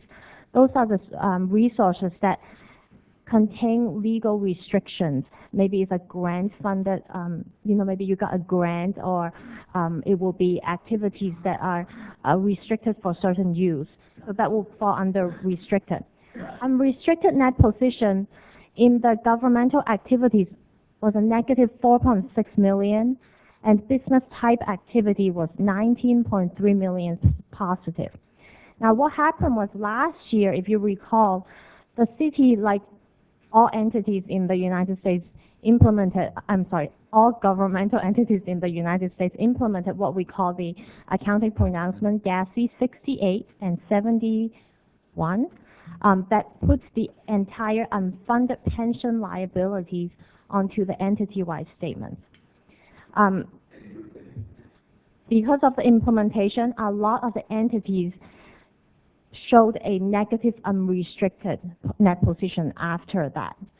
So what I put on the slide is that just to do a comparison, as of June 30th, 2016, the negative impact on net position due to net pension liability and related balances was $12.5 million in the governmental activities and $1.5 million in the business type activities. Fund level highlights. This is the general fund. Total fund balance was at $7.8 million. Out of that $7.8 million, $0.4 million was restricted and non-spendable. So balances that were unrestricted was $7.4 million. The reason why I did that calculation was that there is currently no requirement of how much fund balance that general fund needs to maintain. However, the organization that I have just talked about, the GFOA, has a best practice recommendation published last year, 2015. And what they recommend is that if you look at your unrestricted fund balance in the general fund, it should cover 2 months of either revenue or expenditures of that fund, whichever one is more stable. So in your city, both streams of revenue sources are pretty stable, but if you look at a city that heavily rely on TOT tax, their revenue may fluctuate. In that case, then we would need to look at expenditures. So what I did is I compared the average monthly expenditures of the general fund with the unrestricted balance of fund balance in general fund, and currently it could cover 6.2 months. So it's way above the 2 months of best practice recommendation. Now, please do keep in mind that that number I gave you, the $7.4 million unrestricted balance, did include about, I think it was $5 million? It did include the economic stability reserves and other committed and assigned fund balances. The next fund is that we would like to look at is the Culture and Recreation Fund. If you recall, this fund captures activities in the Galt Market, Aquatic Center, sports facilities. Did I miss anything? My notes have fallen. Some parks and recreation, or parks are in there as well. So it's all the cultural and recreation programs. Thank you. Now, a lot of my auditees have the cultural and recreation program in the general fund. So in that case, it is hard to see if they're self-sustainable. In the city's case, it's different because the majority of the revenue source was restricted because of the gold market. That's why it is under the accounting rules, it has to be presented as a special revenue fund. Now, so I just put together these last 3 years. This fund incurred a negative impact of the fund balance, and at June 30th, 2016, the fund balance ended at negative $936,000. It is just a slide to let you know this is what's happening in that fund. It is the city's policy to decide if you want to have this activity self-sustainable. Some governments have other revenue sources to fund the activities of the cultural and recreation activities. However, because they are all in general fund, so you don't see it as much. But in this case, it's highlighted because it's in a special fund. Okay. While we're on that subject, I had a question, and I talked to Emily briefly about it.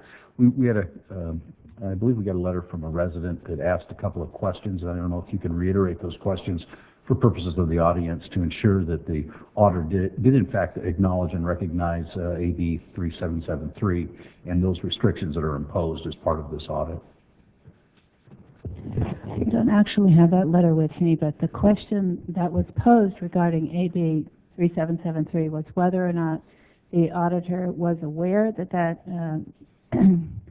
legislation existed, and what or how the auditor was checking for compliance with that item. That's correct. Sure. So when we went through the city went out for a request for audit proposals in 2009. During that time, it was a 40-some page document. There were 4 places that specifically required the auditors to have understandings of this assembly bill. So we were fully aware of it. During the interview, we were actually asked by the then treasurer if we were familiar with it. In the first 3 years, so it's 2009 to 2011, under the scope of the request for proposal, we actually issued a separate report for this fund. And during those 3 years, and actually subsequently 2012, what we did was every year we would pull specific disbursement transactions to test it against the assembly bill to make sure that they were in compliance. And also what we looked at too is do analysis is to compare the Galt market revenue, which was the revenue source that was restricted, to the expenditures in that fund, because if there's more revenue than expenditure, then we need to look at, other stuff. But during those years, we found that the expenditures exceeded the restricted source of revenue. And my understanding is that the city has a policy to use a restricted source of revenue before unrestricted. So our assumption is that that revenue was used on cultural and rec programs. Now in 2012, we were contacted by, I was contacted by the finance director then asking about if it was necessary to issue a separate report. My response was there was no accounting requirements that needs to be done, but it depends on the legal aspect of it. And after and I think after that discussion, the city decided for cost-saving purposes, that was my understanding of it, that report was discontinued. So when that was discontinued, that fund became a, I'm trying to explain this, easy to understand format. That fund became that pool into a pool of the other funds when we do the testing. So what it means is that for the years that we do disbursement testing, because the audit standards allow us to rotate our testing to concentrate on different areas, for the years that we do the testing, if we happen to pull transactions for that fund, then we will look at the assembly bill. That is no different than if we have pulled gas tax transaction, then we will make sure that it is spent on gas tax. So during those, so that will be 2013, 14, and 15, and 16. Those 4 years, we did disbursement testing twice, and each time we did pull transactions from that fund, and we did trace it to the assembly bill. I hope that answered your question. Yes, it does. Yes, it does. Thank you. Thank you. Okay. In conjunction with the audit, we issued a document called a Memorandum on Internal Control and Required Communication.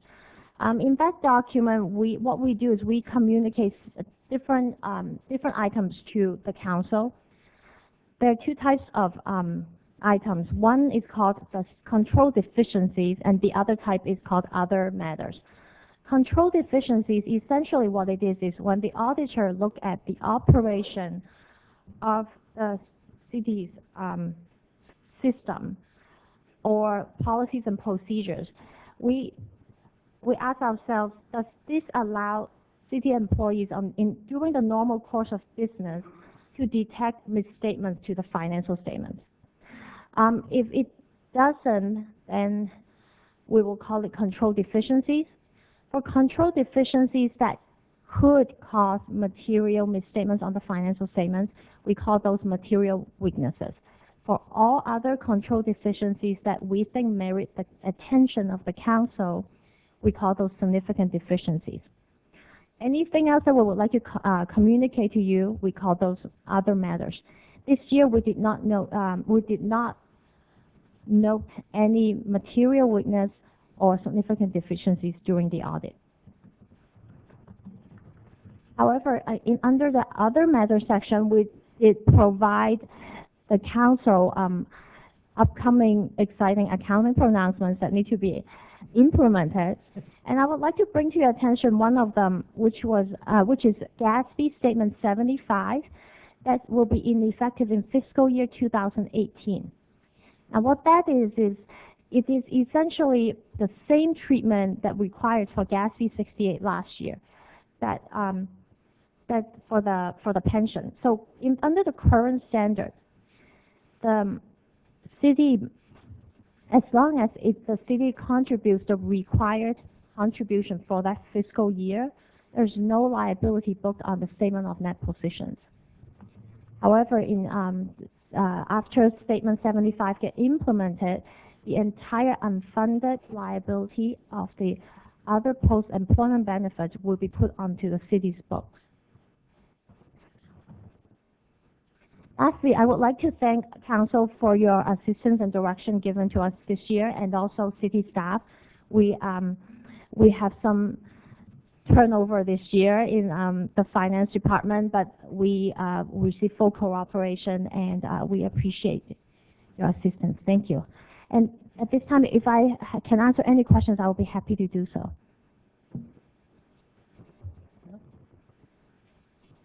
Are we good, Council? I think so, thank you. Okay, so thank you very much. Thank you for having me. And also, Emily, thank you for heading the troops. All right, and now we're on to, We could have a motion to accept the, oh, I'm just ready to keep moving on. Could we please have a motion to read the action for me, would you please, Donna? Sure. Thanks. Accept the City of Galt Comprehensive Annual Financial Report for the fiscal year ended June 30th, 2016, Memorandum on Internal Control and Required Communications for the year ended June 30th, 2016, an Independent Accountant's Report on Compliance with Proposition 111, 2015-2016 Appropriation Limit Increment.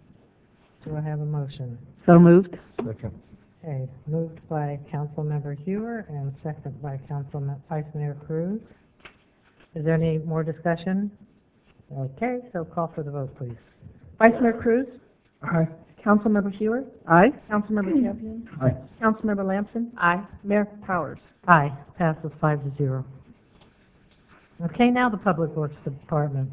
Award of contract for the C Street Central Galt Complete Streets Project. To you, Mr. Winkler. Good morning, Mr. Mayor and council members. As you may recall, the base bids received back in August for the C Street Central Galt Complete Streets Project exceeded the available fund balance by over $400,000, and that was without any consideration of several additive bid alternates for lighting, landscaping, and other amenities. So on October 4th, we brought for your consideration several cost reduction options, and they were presented for your consideration and guidance. And the outcome of those discussions were that we received direction to negotiate a deductive change order with the low bidder, George Reed Incorporated, for elimination of improvements to C Street between Lincoln and 6th Street to try to bring the project within available funding sources, and then bring back recommendations for your further consideration.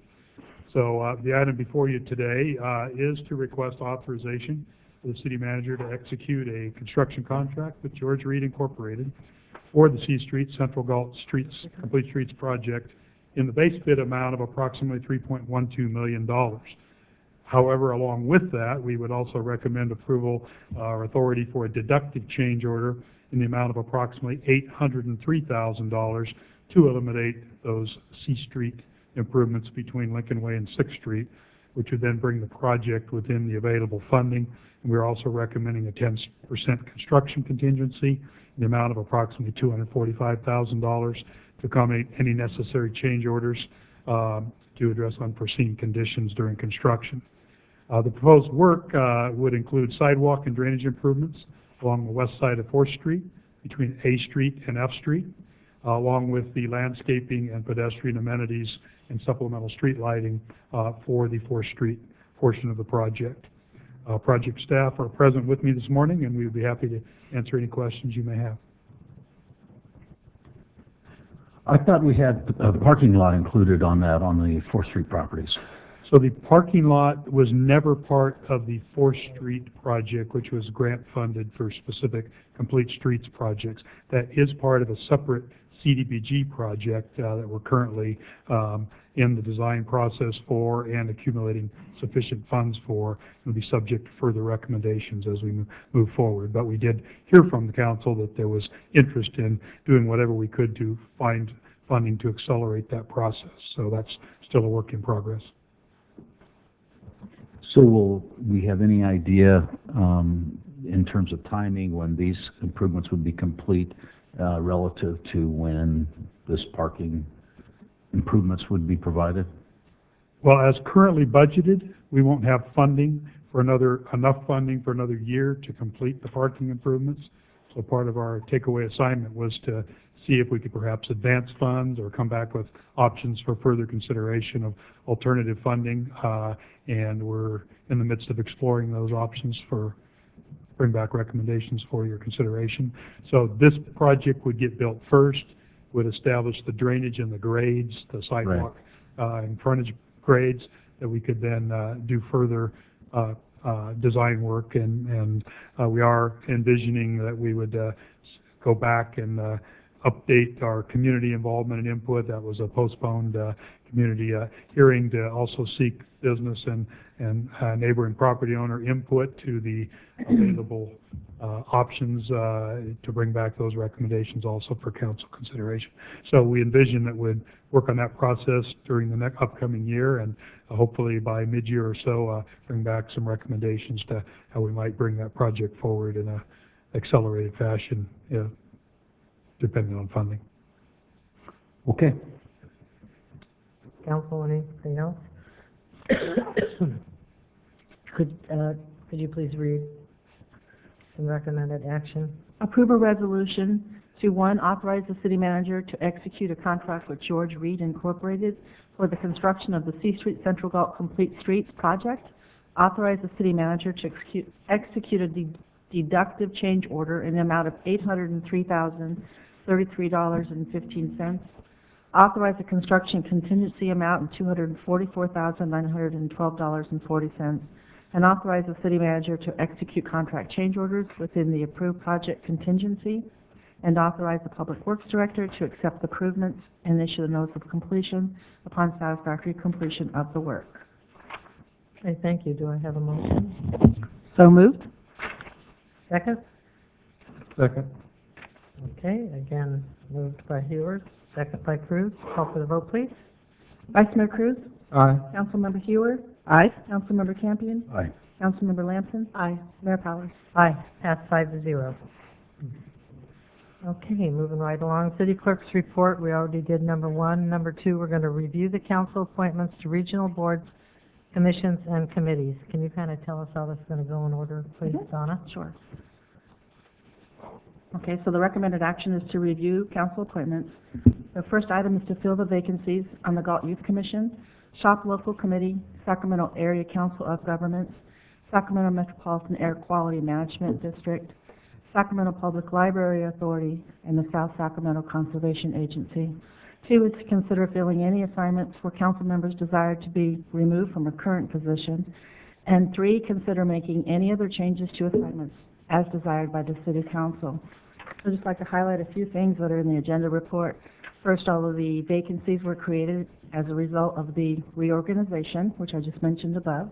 And the appointments are made by City Council to the vacant positions identified above and/or to any of the other boards, commissions, and committees upon which Galt has representation. Once we go through the master roster, which is what I'm suggesting we go through one by one, fill the vacancies and discuss if we want any changes made, is to go back and see if City Council is interested in establishing any policies regarding the making of appointments serving on local and regional boards. Does that make sense? Yes. Okay. And then lastly, at the bottom of the agenda report is a number of commissions or committees that have been removed from the master roster.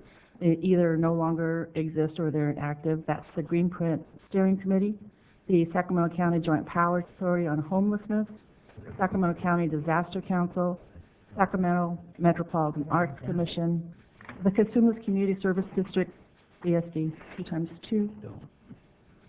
Any questions on those? CSD does still, but it's a group, it's very informal. Okay.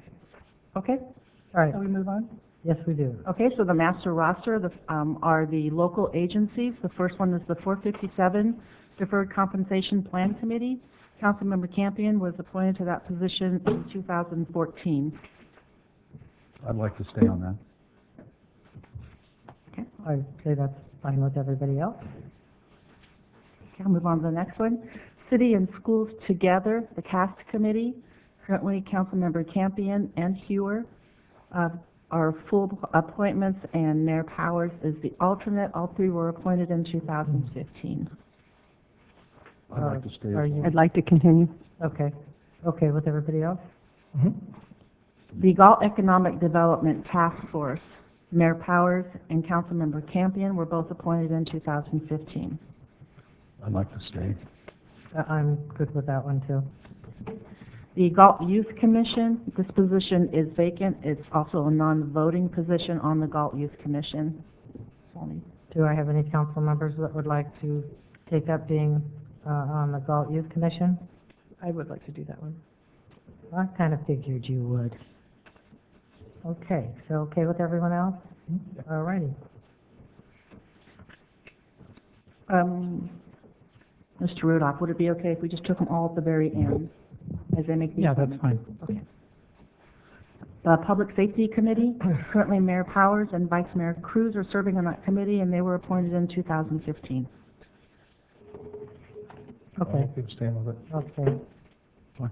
Okay, Shop Local Committee, Vice Mayor Cruz was appointed in 2011. There's a vacant position on Shop Local. I'd like to serve. Okay, I'd like to remain on it. sounds good to me. How about everyone else? Okay. Okay, moving on to the outside agencies. The City Selection Committee is a mayor-only appointment, so move on to the next one. The Greater Sacramento Economic Council, by City of Galt Resolution Number 2015-55, it designates the mayor or the city manager may be appointed to the Board of Directors. Currently, it's Mayor Powers. It's fine with me. Are you going to be attending with me, aren't you? Yes, I will. Okay, great. Okay. Okay, Sacramento Area Council of Governments, Vice Mayor Cruz was appointed in 2013, and the alternate is currently vacant. I'd like to retain it if I can. Do alternate if you want. anybody want to be the alternate? Alternate. Okay. Okay with everybody else? I'd like to serve as the alternate. Okay. So what do we do here?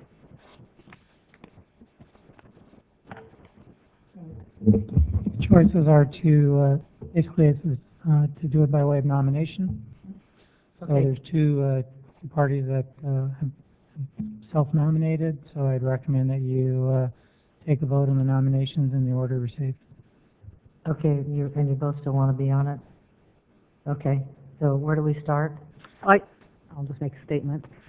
I think it's a position that requires some experience and some knowledge about what's happening in the region. And as a new council member, I've been on the council for a longer period of time. I think I have that knowledge.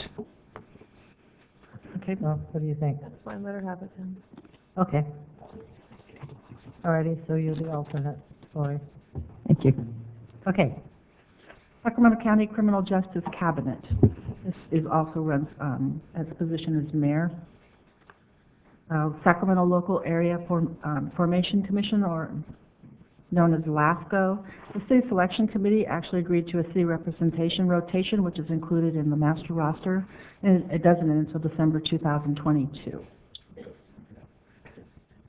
Sacramento Metropolitan Air Quality Management District, Vice Mayor Cruz was appointed in 2013, and there's a vacant alternate position. I'd also like to serve. I could serve as the alternate, if Mark wants to continue. I definitely do, please. all right. Okay with everyone else? Just so nobody's saying. Okay. Sacramento Metropolitan Cable Television Commission, a council member from the city of Folsom, Andy Morin, was appointed back in 2003, and he's held the seat since 2003. So, Donna, this is a position that we could request that the representation be changed? Right, it is a shared seat from, or for the cities of Rancho Cordova, Folsom, and Galt City Councils. And yes, you could request. And it's never been rotated, or? Previously, it was Dan Pillsbury, and before that, it was Darrell Clare. But since It's been 2003, the city of Folsom. I think we need to look into that. Mm-hmm. What do you guys think? I think we should move to have, I think we I should. don't want it. Yeah, does anybody, first of all, is anybody interested? Yeah. Well, I do think that we have actually received some grants through. Yes, we have. Paid grants. Through the television commission, so I guess some conversation with Folsom about, it would appear to me that there should be some sort of rotation of it. Is there anybody? Yes, I would serve if we could. Okay, so it's agreed, we'll look into it. Okay. I'll contact City of Folsom and Rancho Cordova. Because I think that the last time that somebody applied, it was only that gentleman anyway, right? And he came and talked to us, correct? I think he did. Yes, okay, That's- I'm just saying. Okay. Sacramento Public Library Authority, we share that seat with the City of Ileton. We have the full member seat, and Ileton has the alternate. I'd like to serve. Boy, we can tell. I'm retired. Lori just went into retirement, okay, and she has a new job.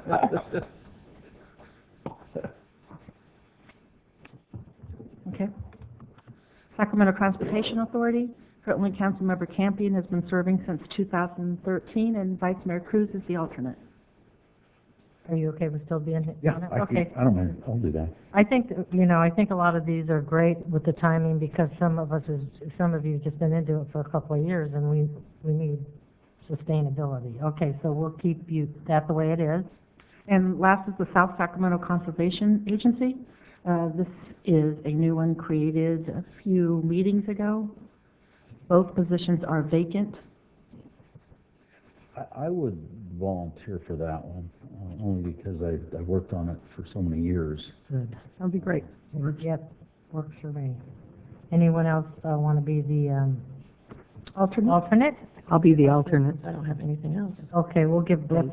That's fine. Okay, we'll give it to Paige. Okay. Give me easy, nothing to do here. And now this is the last one. Thank you, that was very easy. Okay. Does council desire to have any discussion on any policy decisions on the matter in which we appoint or review? Not really. Like we've been doing work. Yeah, can't go. We'll figure it out. works for us, I guess. Okay. I just need a motion and a second, please. Okay, could I have a motion and a second, please? Motion remains as is. No, there are changes. Oh, changes, okay. No, so just move to approve. Move to approve, okay. Second. Okay. Cruz and Hewer. Call for the vote, please. Vice Mayor Cruz? Aye. Councilmember Hewer? Aye. Councilmember Campion? Aye. Councilmember Lamson? Aye. Mayor Powers? Aye, pass 5-0. Okay, and the second part, Donna, would be consider the early time for city council meetings. Okay. I have prepared for you an agenda report. The recommended action is to consider an earlier start time for one regular city council meeting or provide other direction to staff if desired. To summarize from the agenda report, staff is recommending the second meeting of the month begin at 10 o'clock a.m. Staff believes this would encourage the retirement community to attend the meetings while still offering an evening meeting for those residents who can only attend outside of normal business hours. We also have live streaming and the video of the meeting posted the next day on the city's website. Staff believes changing the time of the second meeting would maximize public participation for our community. Discussion, council. I would be in favor to testing it and see how it goes. I don't know that we're gonna get a much bigger crowd in the morning, but I think maybe it might be worth a try. 10 o'clock, I'd really suggest that maybe we look at a 1 o'clock start time. Maybe a little later, 10 o'clock seems to take up kind of the middle of the day, right? So if somebody really had something on the agenda they wanted to address, Yeah. maybe they could take off a couple hours early from work as compared to the entire day. So maybe more like a 1 o'clock start time. It would still allow the community to come out before it's dark, but at the same time. I'm just kind of thinking 10 o'clock is a little early. I think that's a good answer. That's kind of my feeling. I'd be That we inclined to agree. Testing at 1 o'clock sounds good. With that, then, if you had a closed session item, would you do it prior to the 1 o'clock or after the meeting? Prior. I think that it's fine for us to Yeah. show up prior, but that the official public meeting would start at 1 o'clock. That would kind of be my thought on the process. I like that idea a lot, really. Yeah. So I'm And it's something that we can get input from the public. The public Yeah. may come back and say 3 o'clock's a little easier, but, we can, kind of survey and see what's better for them. Well, that's what the testing project is. What period of time would you suggest then for the testing, 1 o'clock? 1 o'clock? 1 o'clock? That we get it And when would you like us to we'll bring you back the... July 1st. Maybe we start it and give it a 6-month test and see what it looks like, or... Start now and go to July 1st and bring it back for... Yeah. I'm good with that. Okay, Everybody else? Next meeting, we'll need to bring back the procedural guidelines, which will need to be amended to change it to the 1 o'clock. Okay. I see a problem. I have concerns. I work during the day, I know Mary Lou does. We have staff, we're going over 3 hours now where the chief of police, the city manager, the city clerk are not available during the regular work hours right now today. So that kind of concerns me, especially since we're not open on Fridays, some of the Fridays. And I know we have a lot of commuters that would want to come, so I'm open to an earlier meeting, maybe 6 o'clock, 5:36 for the evenings, but I'm not sure I'm comfortable with meeting during the day. I feel like so many of our public people couldn't make those meetings. Well, Okay. Go ahead. well, having been in meetings here for almost, 30 years, Yeah. I could tell you, we've never done it, we've never tried it. And I can tell you, unless it really affects somebody, people don't just show up to a council meeting just to show up and be entertained. They're going to come here for a purpose. And for those items where we know that we are going to have public controversy, obviously, we want those at the night meetings when most people could come. But for routine business, this is probably what you would get on most council meetings at night anyway. So I think I'd be willing to try it for 6 months and just see how it works. If we, the public finds that it doesn't work for them, I think we'll know. I've actually heard from people oftentimes saying our meetings they would come to a meeting but it starts so late. Yes. They have issues with their children and their families, and senior citizens don't want to be out after dark and when it's cold. And I've just often heard that our 7 o'clock meetings are not convenient. I'd really like to see us try something different. You know, the county supervisors have all their meetings during the day. People come when they need to come. I've also heard from the business community that, you know, after hours makes for a very long day for them. You know, sometimes we've had developers that would have much rather come earlier in the day. Well, besides that, sometimes we're all really pooped because everybody's had full days. I think sometimes I feel for staff, but the next day it's not as hard. Exactly. I know, working a full-time job my own self, running, and I don't have a problem with 1 o'clock, so, is there, a motion? What do we do now? What kind of, oh, Bonnie, I'm sorry. Bonnie. I normally wouldn't do this except for when I got into work today. There were 5 emails from seniors in the community, and on my way in today to this meeting, you had someone who wanted to come and discuss specifically this meeting, but they couldn't park. So that's your biggest issue. That was all the complaints that I got. The 5 complaints in my emails is that if you move it during the day, there's nowhere to park here. I myself, and I'm hoping I'm not going to get a ticket or towed, and parked at McDonald's because there was nowhere to park. So there's a little bit of a conflict that you might want to think I about. think we could block off some parking. Thank you for mentioning that. That's a good point. I did. Yes. I mean, we used to not allow parking in this parking lot on. We don't, do we? Well, yeah. Yeah, they come out, yes. They only won't come in that back little area. So maybe we just block it off on the Tuesday. That's not no big deal, is it? Little homes and a...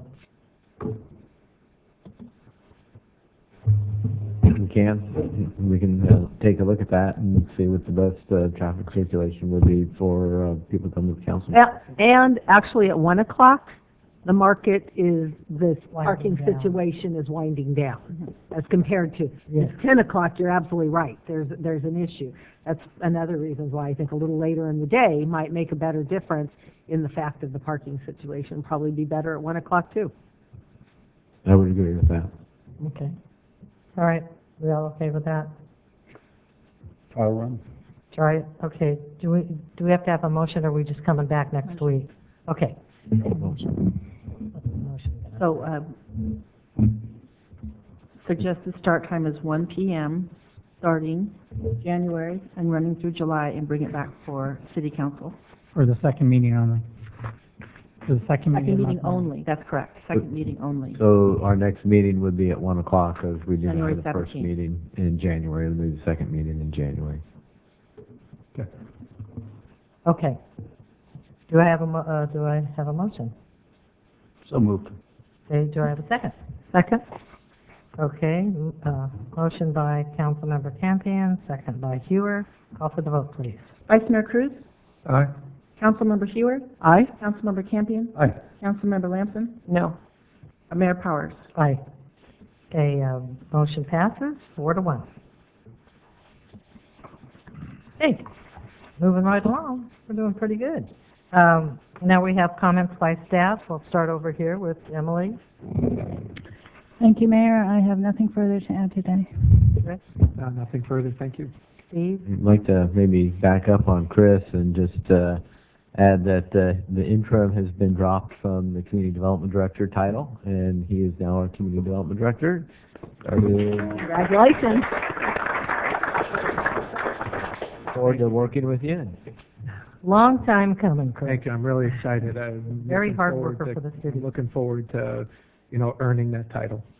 I think you entered it a long time ago. Mark? Okay, was a little confused. Armand? Paula? Monica? I hope it's okay that I'm calling you all by your first names. Todd?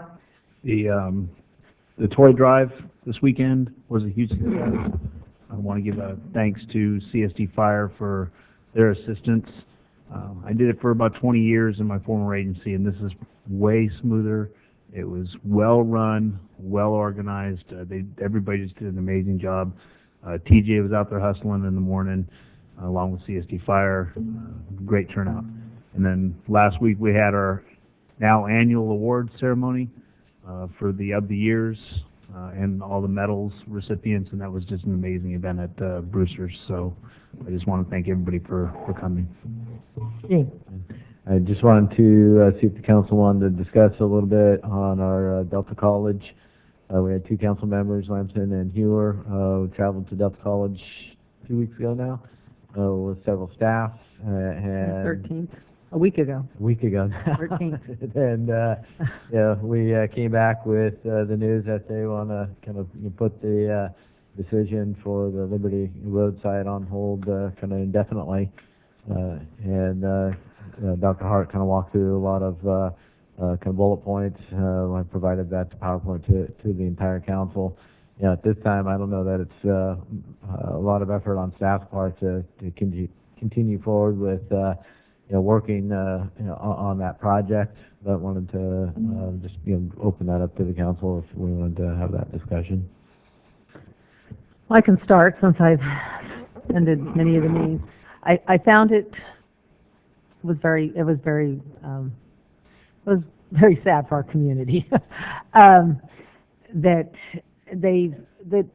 for the last 2 years have spent, that the Delta board has spent nearly $750,000, about $700,000, studying the project. Their consultant says that it's feasible for the land usage, but you could tell that it's a very split board on where to move forward on it. And you can understand, Dr. Hart's presentation, there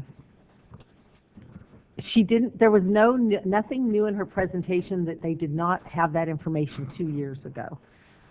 I think for me that was the hardest part of the presentation, was 2 years ago, before they went down doing all the feasibility studies, they had all of the information that they are now basing their decision on not doing it.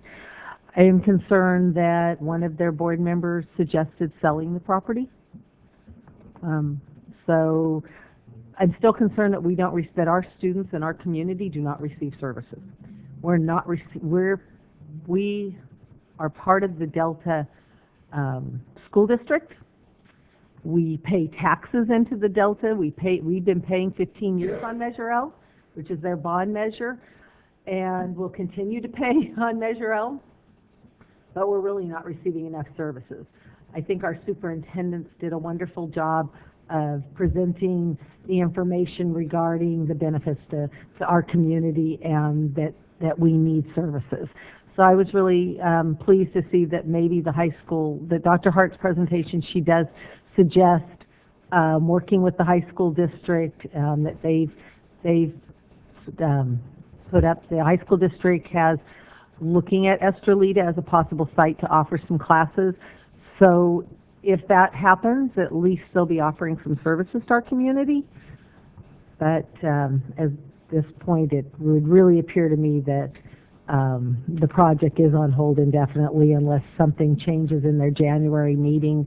They're having a workshop in January that they discussed, and that at some point after the workshop they'll take a vote on what to do. So I would really recommend that we don't have staff spending a lot more time on this, that we continue to monitor it, that we offer, what assistance we can. If the high school district can work out an agreement with the Estrelita site, that we support that, because I do think that our students need services. We need higher education services in this community, and we're not currently getting it. And a large number of our students are going to consume this, and they're going to consume this because there's transportation. We have no transportation available to Delta. You have to have a car. They are going to take, part of her suggestions also to take the $12 million that have been set aside for more work on the Liberty Road site and use that at the current Delta site. So her recommendation really has providing nothing to this community or to this whole north end of the county, and taking the money and putting it into their current site in Stockton. Anybody else have anything they want to add? Okay, moving on to you, Steve. Nothing, thank you. Kurt? Well, as the community, Rotary Community, dinner was really good, this last week. And it was good to see everybody there. I don't know how many, did I don't know anybody yet total either. number? 900? I don't know if it was as many as, prior years, but it was well attended and it was good. Mm-hmm. Yeah. That's all I have. Okay. It was wonderful to see everybody out at the community dinner. Just people we know and people we don't know. It was great. Also had a wonderful time at the senior luncheon. It was a big hit, as usual, and congratulations. Yes. Thank you very much. Lori? So, I thought the awards dinner went very nice, and my congratulations to Sergeant Chris Smith for his award. I think he obviously has displayed that he's doing an outstanding job for our citizens and our community. So, please convey that my congratulations and my much appreciation for the lives that he has saved and the difference that he makes in our community. And another comment. The last meeting, I have a personal policy about explaining why I vote no on issues or why I vote no on something. And I think that from the comments I've received and the questions that I've received, that I think there might have been some misunderstanding about why I voted no regarding the mayor and the vice mayor positions. So I'd like to clarify that because I think that was my mistake. I should have clarified why I was voting no. It's not because I feel like Mary Lou or Mark aren't qualified or able to do the job. I think any council member up here, by virtue of our being elected, are able to do those positions. My issue is that every community in this area, aside from Elk Grove and Sacramento that have elected mayor positions, rotates their positions. It was really interesting to be at Delta's board and to watch how they handled their reorganization. It was just an automatic, they have a policy and it's an automatic rotation because in fact we were all elected and we all serve at the pleasure of the community and working for the community. And even though the mayor position is a ceremonial kind of running the meetings and stuff, there is, as we said today, a number of committees and commissions that you serve on.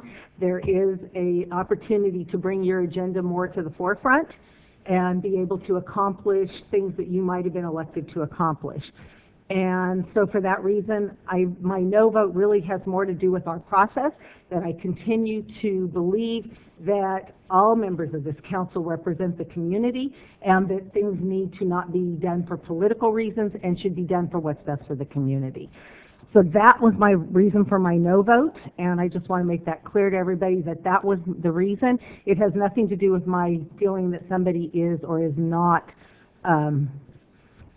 capable of doing the position.